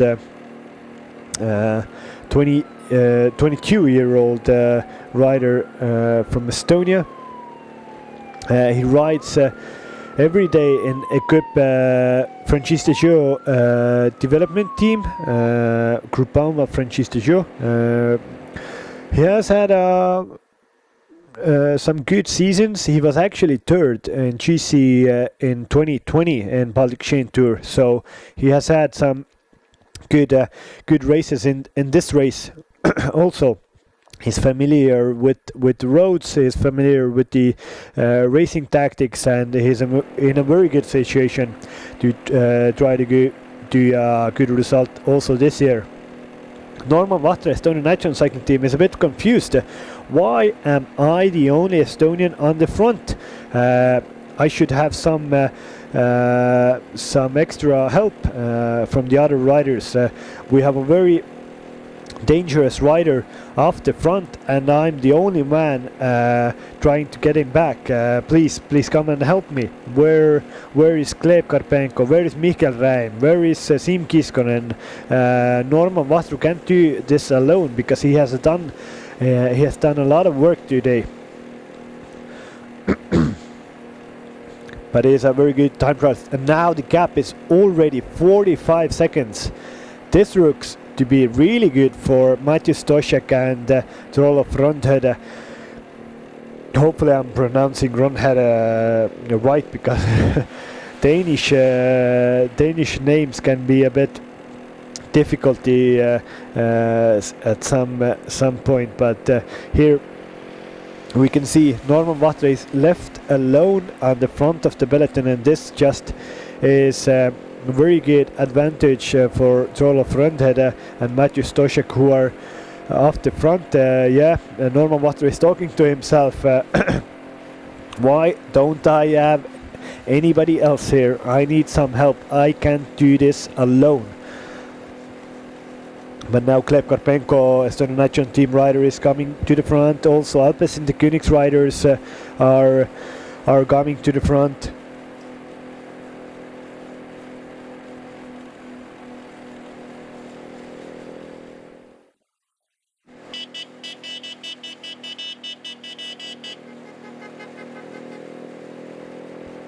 Some nice spectators on the side of the road cheering on two breakaway riders here. 50 seconds, 49 seconds the gap between these two riders and the peloton. 10 kilometers to go. This is touch and go.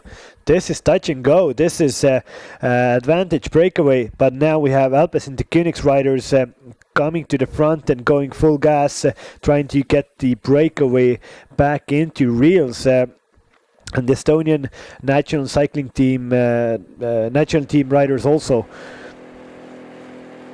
Here we have those spectators again. Very nice young man on the roof of the car cheering on Latvian riders here. Very nice sight to see. Definitely that young guy is going to be in this peloton in 10 years time and winning races on his home soil. This is a fun sport, and no other sport as a spectator you can get so close to the riders, close to the professional riders than you can in cycling. There has been a split in front of the peloton at the moment. Some 10 riders have gone off the front, and Mika Henning actually second in GC has to close it himself. There was it looked to be the Kalras rider just left the gap there. A very nice strategical move, and maybe gave his team leader Rolof Rundhede, who is in the front, some extra seconds, some extra 2 seconds gap that he left that little gap inside the peloton. And now also Norman Vatru. Nobody can follow Norman Vatru at the moment. Yeah, now he looks back. Nobody's following me. Mis toimub? What's going on? Is telling Norman Vatru in Estonian. I can read lips a little bit. What's going on? I need some help. Why aren't you in my slipstream? We have to get this back, or Right Arm will lose his jersey. Norman knows this, and he has to get this message to every other teammate that is here also. There's a lot of discussion going on in this bunch, but now it's stretched out. Gleb Karpenko is giving his all. Estonian national team rider Norman Vatru is looking for his turn again. Then there is Oskar Nisu from Peloton cycling team. But Gleb Karpenko and Norman Vatru, both of their faces are like that they can't close this gap by themselves. They need some help. Alpes and the Königs guys have sat in the back seat of the ride for the last almost the full race, but now we have the last interview from Hendrik Punso right on the road. Our moto commentator. Hendrik, please let us know what's happening.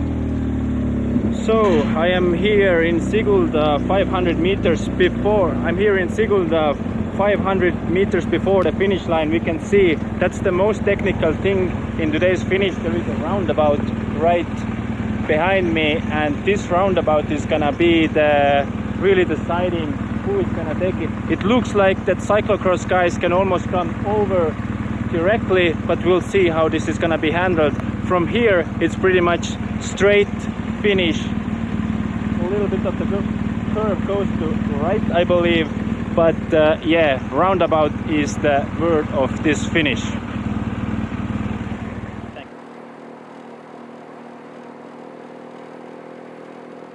Thank you, Hendrik, for that commentary on the final few hundred meters of today's race. There is around about 500 meters before the finish, and definitely a place where you have to be in the front. 10 riders, 5 riders. If you are there, then you still have a possibility to win today's stage.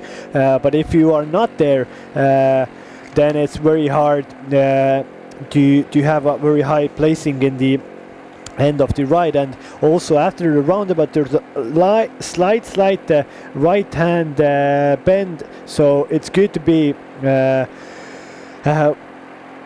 if you are in the right hand side of the road, you can be boxed in, but it's probably a slightly a shorter way to the finish, so it's a very you have to be in the right place, and the roundabout is a deciding factor.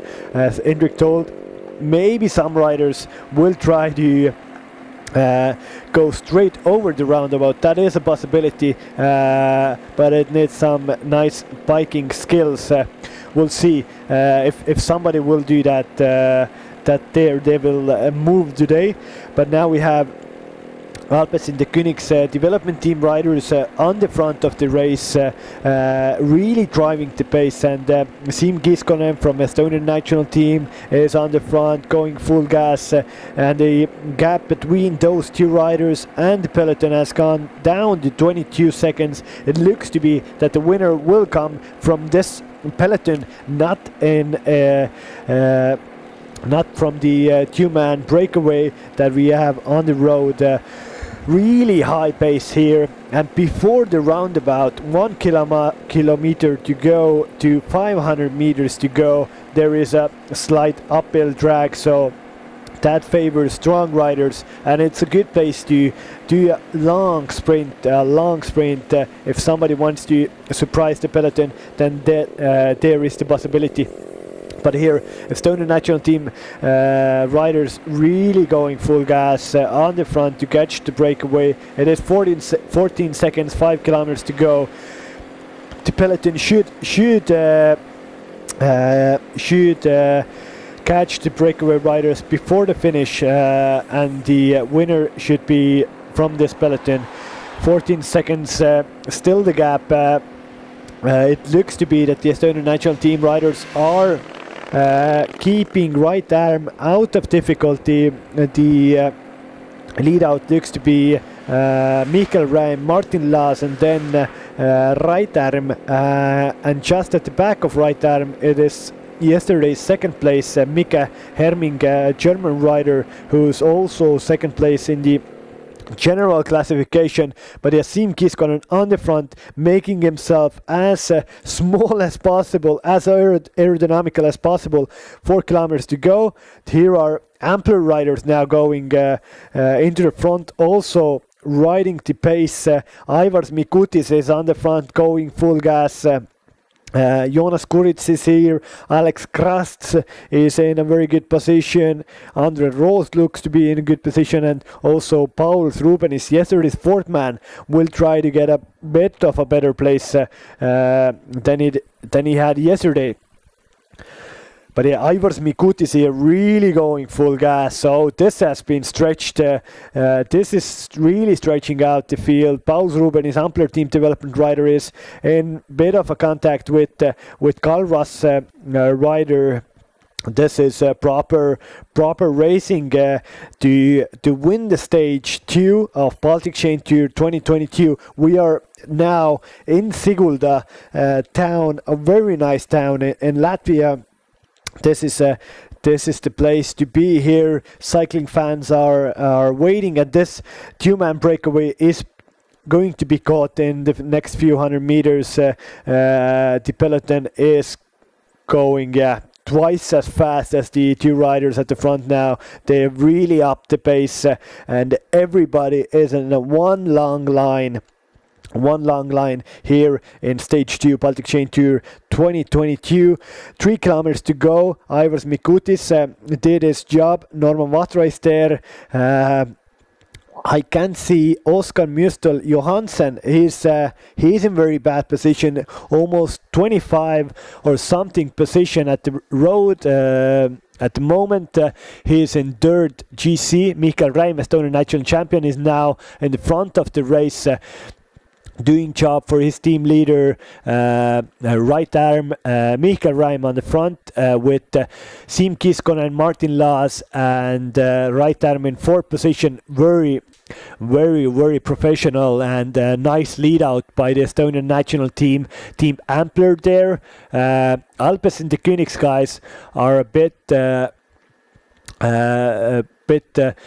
further down in position 10 to 15, but they still have a nice 3-man lead out for their sprinter.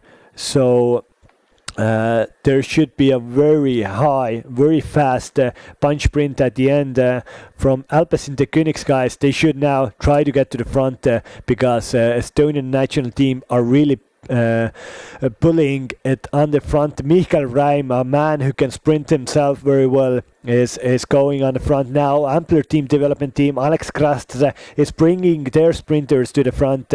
Jonas Kuritz and Pauls Ruben is to the front. Little left-hand turn here, should be less than 2 kilometers to go. Alex Krast's Ampler team is in the front. Also, Estonian national team is in the front. It looks to be that the right arm is actually leading out Martin Laas for the win today. Martin Laas, rider of a very dangerous car on the road in this last few hundred meters of the race. We should have the roundabout still to go. Here a left-hand turn. Siim Kiskonen still on the front, going full gas. Ampler team development riders at the back of him. Alpes in the Königs guys look to be out of position. 1 kilometer to go. There should be a little drag now. A little drag uphill. This is the very good video coverage of the roundabout riders from here on 500 meters to the finish. It's Alpes in the Königs guys are now bringing their man to the position to win the stage. Let's see how are they doing. And the yellow jersey is leading out his sprinter right arm now. This is the roundabout. Some guys are going left, some guys are going right. This is havoc, but it looks to be everybody came out there really well. Yellow jersey right arm is leading out his sprinter, little left hand bend, and here we have Martin Laas now going for the sprinter. Martin Laas, yes, this is both stages of this year's tour have been won by the Estonian national team riders. Martin Laas, winner of stage 2 Baltic Chain Tour. That was too easy for him. A perfect lead out by yellow jersey wearer right at him. Here is Gerd Kivisi going over the finish line. Not a very good position for him. Siim Kiskonen did his job winning the stage. Here we have a little recap of the finish line. 100 meters to go. Perfect lead out by the Estonian national team. And yes, right arm coming. Oh, clearly very perfect win for Martin Laas, a rider who rides for Pora Hansgrohe every day. Here he is representing the Estonian national team rider. But yeah, right at him, yellow jersey, did a perfect lead out. And Martin Laas just, I told you, on paper he's the fastest rider in this peloton, and now you could see not only on paper, but he is the fastest rider in this race. Fully a very good sponge sprinter, and he showed why is he in the World Tour jersey Pora Hansgrohe. But this was stage 2, a lot of controversy, but Martin Laas, winner of stage 2, right arm did a proper lead out, and he is keeping the jersey for himself. We will be tomorrow in Estonia from Tartumaa to Valga. Probably we will have a very attacking stage tomorrow also. We have had a very attacking stages here, first and second day. So this was a very fun day to commentate, a very fun day hopefully for you to watch. Lars Rufer was second from the Dutch continental team, Henry Hulik from Germany, third Tobias Agard Hansen from Uno X, fourth Mika Hemming, yesterday's second man, fifth Andre Rose from Ampere Team Development, sixth, and right there also leader's jersey in the top 10. So same time for everybody in the front end. So Martin Laas, 10 bonus seconds. He goes actually now to the top 6, at least, maybe even better in the general classification. I was your commentator, Kristo and Vaga. We had a very nice stage from Jelgava-Sigulda, 149 kilometers. We will be back here tomorrow and also on Sunday. Stay tuned. You will have some interviews from the stage winners, also the award ceremony, but I will wrap up from here. You still have time to enjoy your Friday evening bike ride. Let's see you tomorrow. Let's keep our fingers crossed for your beloved cyclists and enjoy your evening. Thank you. I was Kristo, and this was Baltic Chain Tour 2022 Stage 2. Have a good evening.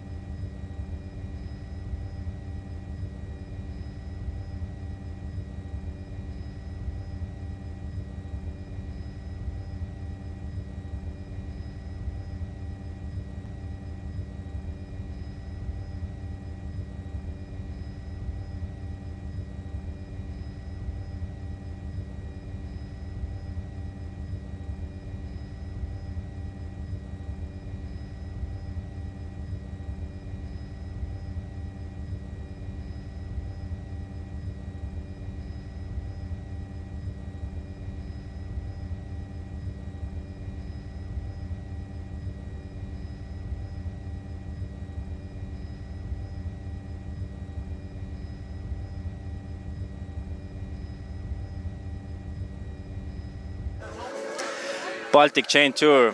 Second stage winner Martin Laas is here. Estonian national team is really doing a clean job here. 2 stages already you have won, but today's stage was a bit different in this way that there was more action than usually. How would you describe what happened today? Yeah, actually from the beginning we were waiting for the little bit bigger fight, but actually there was quite a few teams who wanted to let the small break go and then the control for the punch sprint. So in the end wasn't so hectic as we expected, and then later on we were just waiting and looking what the other team are doing.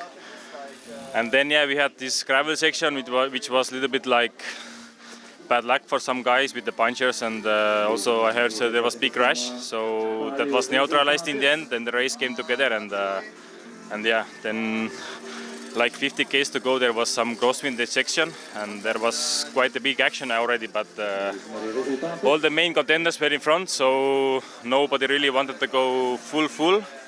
So we were just controlling the speed and yeah, and then last, let's say 30 kilometers we were attacks again, and then it was a bit hectic, but I can say we mostly had everything under control, and in the end we did small mistake. We let the guy who was 6th yesterday, I think, we let him go, and we needed to chase pretty hard with 2 guys. But in the end it paid off, and we did also a really good lead out for me, and we won the stage, so in the end all okay. Sounds good. There was a crosswind today. At first it didn't seem like the wind is gonna be a big factor.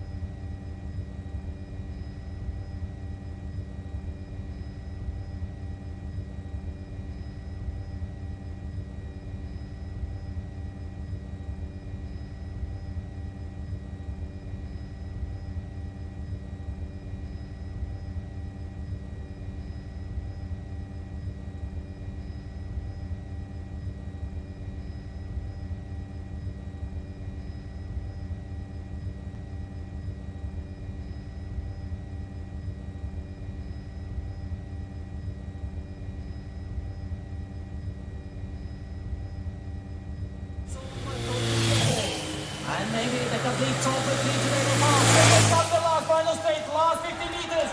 And it looked like very close battle. And now the biggest bit even more closer than yesterday.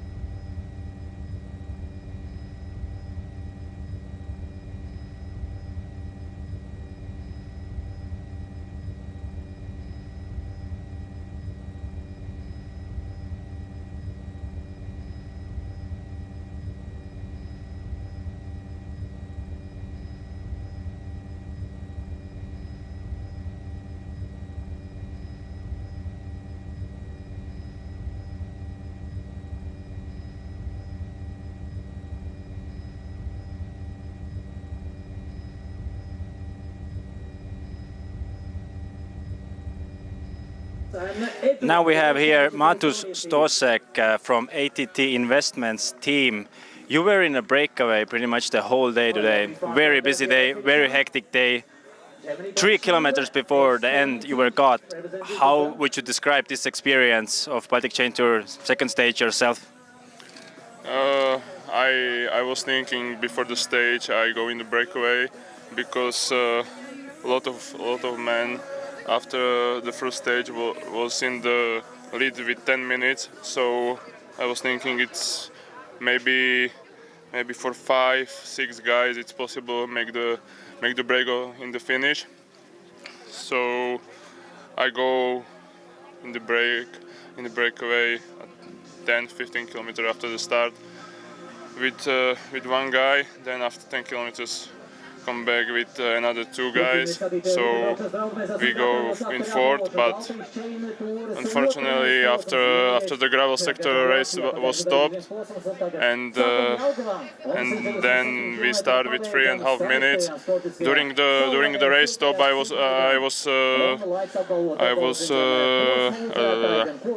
was speaking with my teammates, and I told I'm feeling good and I'm ready for the finish, so I can make it. So they try stop after the race start. So also for this we make in 6.5 minutes.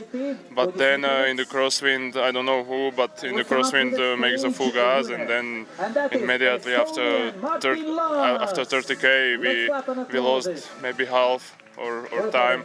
So this is cycling. Yeah, it's a real loss for you in this way that 3 kilometers is not much, but where did you knew that you're gonna be caught, or it's not gonna be your day today? I think maybe in 5 kilometers before the finish, I turned back and I saw the whole group going full gas, and I was on the limit. So yeah, still. Okay. Yeah. Anyway, thank you very much for your interview. I wish you best of luck for upcoming stages. Thanks.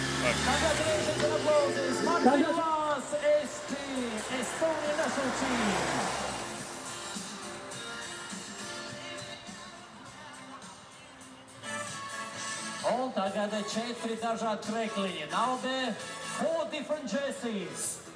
And we'll continue with yellow jersey. It means general classification leader or overall standings leader. And that is yesterday's winner, ladies and gentlemen, right arm ST national team. Sveicam Igauni right arm, kurš uzvarēja vakar paņemējušos un saglabā kopvērtējuma līdera pozīcijas. He holds the leading yellow jersey. Yesterday he won, had 4 seconds advantage, and today he was in the main group and keeping the leading position in general classification. Right arm Estonian national team.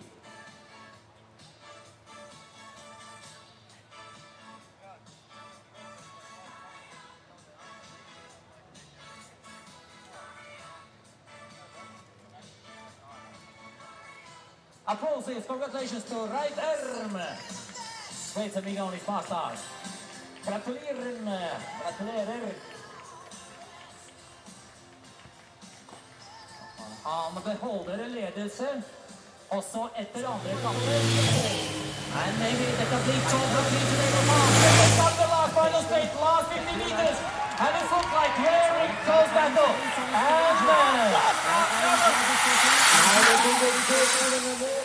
Alright, stay on stage, because the next prize giving is for most competitive rider. And the red jersey.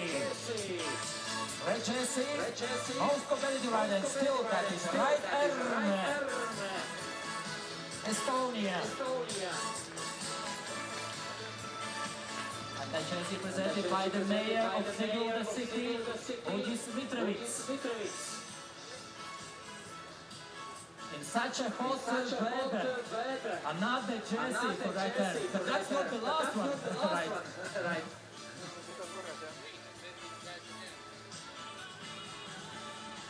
Jā, Igauniem jau otrais krekliņš, jau pamata sacensību krekliņam ar konkrētiem līderceltais krekliņš un arī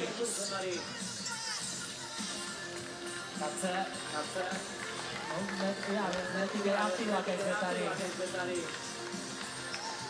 sarkanais krekliņš ar vieniem no tādiem, kas ļoti sevi parāda distancē starpniešos.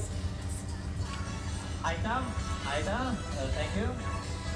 Now the green jersey, that means most active rider. The green jersey for most active rider. That's Matusz Stoček from Slovakia. He won all 3 intermediates today. Applauses for the Slovakian Matusz Stoček, ATT Investments team. He won all 3 intermediate finishes. Visas 3 start finishes vinēja šobrīd uz skatuves izkāpušais Slovāks. And well deserved green jersey for Slovakians. Vakar šāds krekliņš piederēja Aleksam Krastam. Viņam bija sarkanais krekliņš. Applauses for Slovakia. Congratulations for Slovakia.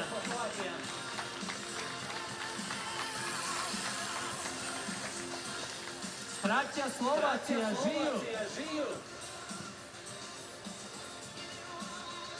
And we have another jersey. Vēl viens krekliņš, kas ir jāpasniedz. Still one jersey to come. That's the white jersey for the best young rider. Labākam jaunajam braucējam. Once again, that's right arm Estonian national team. Congratulations. Pauliin SP. Gan šopērtiem līderis, gan arī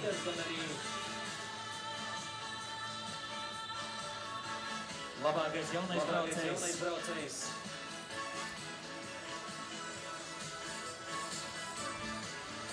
Tāds unikākais braucējs. Once again applauses. White jersey with a sponsor of Baltic. Also applauses once again for right there. Visit Estonia, Škoda Lagri, Jelgava-Sigulda Thrills. Also Tallinn, Tartu, Heade, Möter-Berlin, Vanevežis, and Latvian Ministry of Education and Science.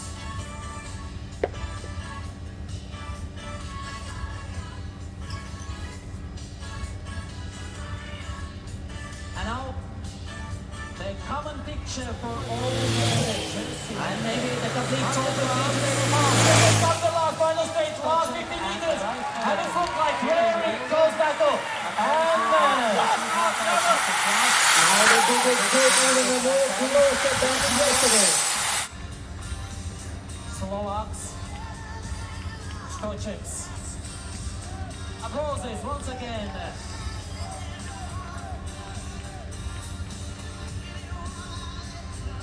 Team members supporting Matusz is here today. So the second stage is over. Here from Jelgava to Sigulda. Still 2 stages to come, and the Baltic Chain Tour will transfer to Estonia. When the last 2 stages will complete this annual edition of prestigious Baltic Chain Tour. 187 kilometers expecting tomorrow. And on Sunday, this Baltic Chain Tour will end with 207 kilometer distance. So the longest distance at the very end. Thank you, athletes. Aita, tusen tack för idag. Danke schön. Aita, ačiū, paldies.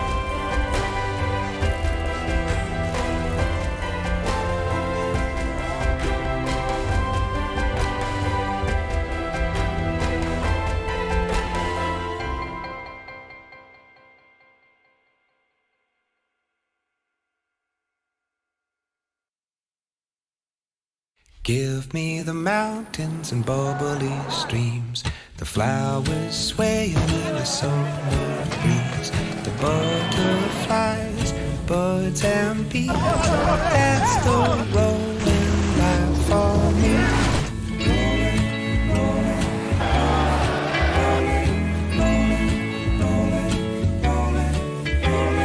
That's the rolling Skoda. life for Simply me. clever.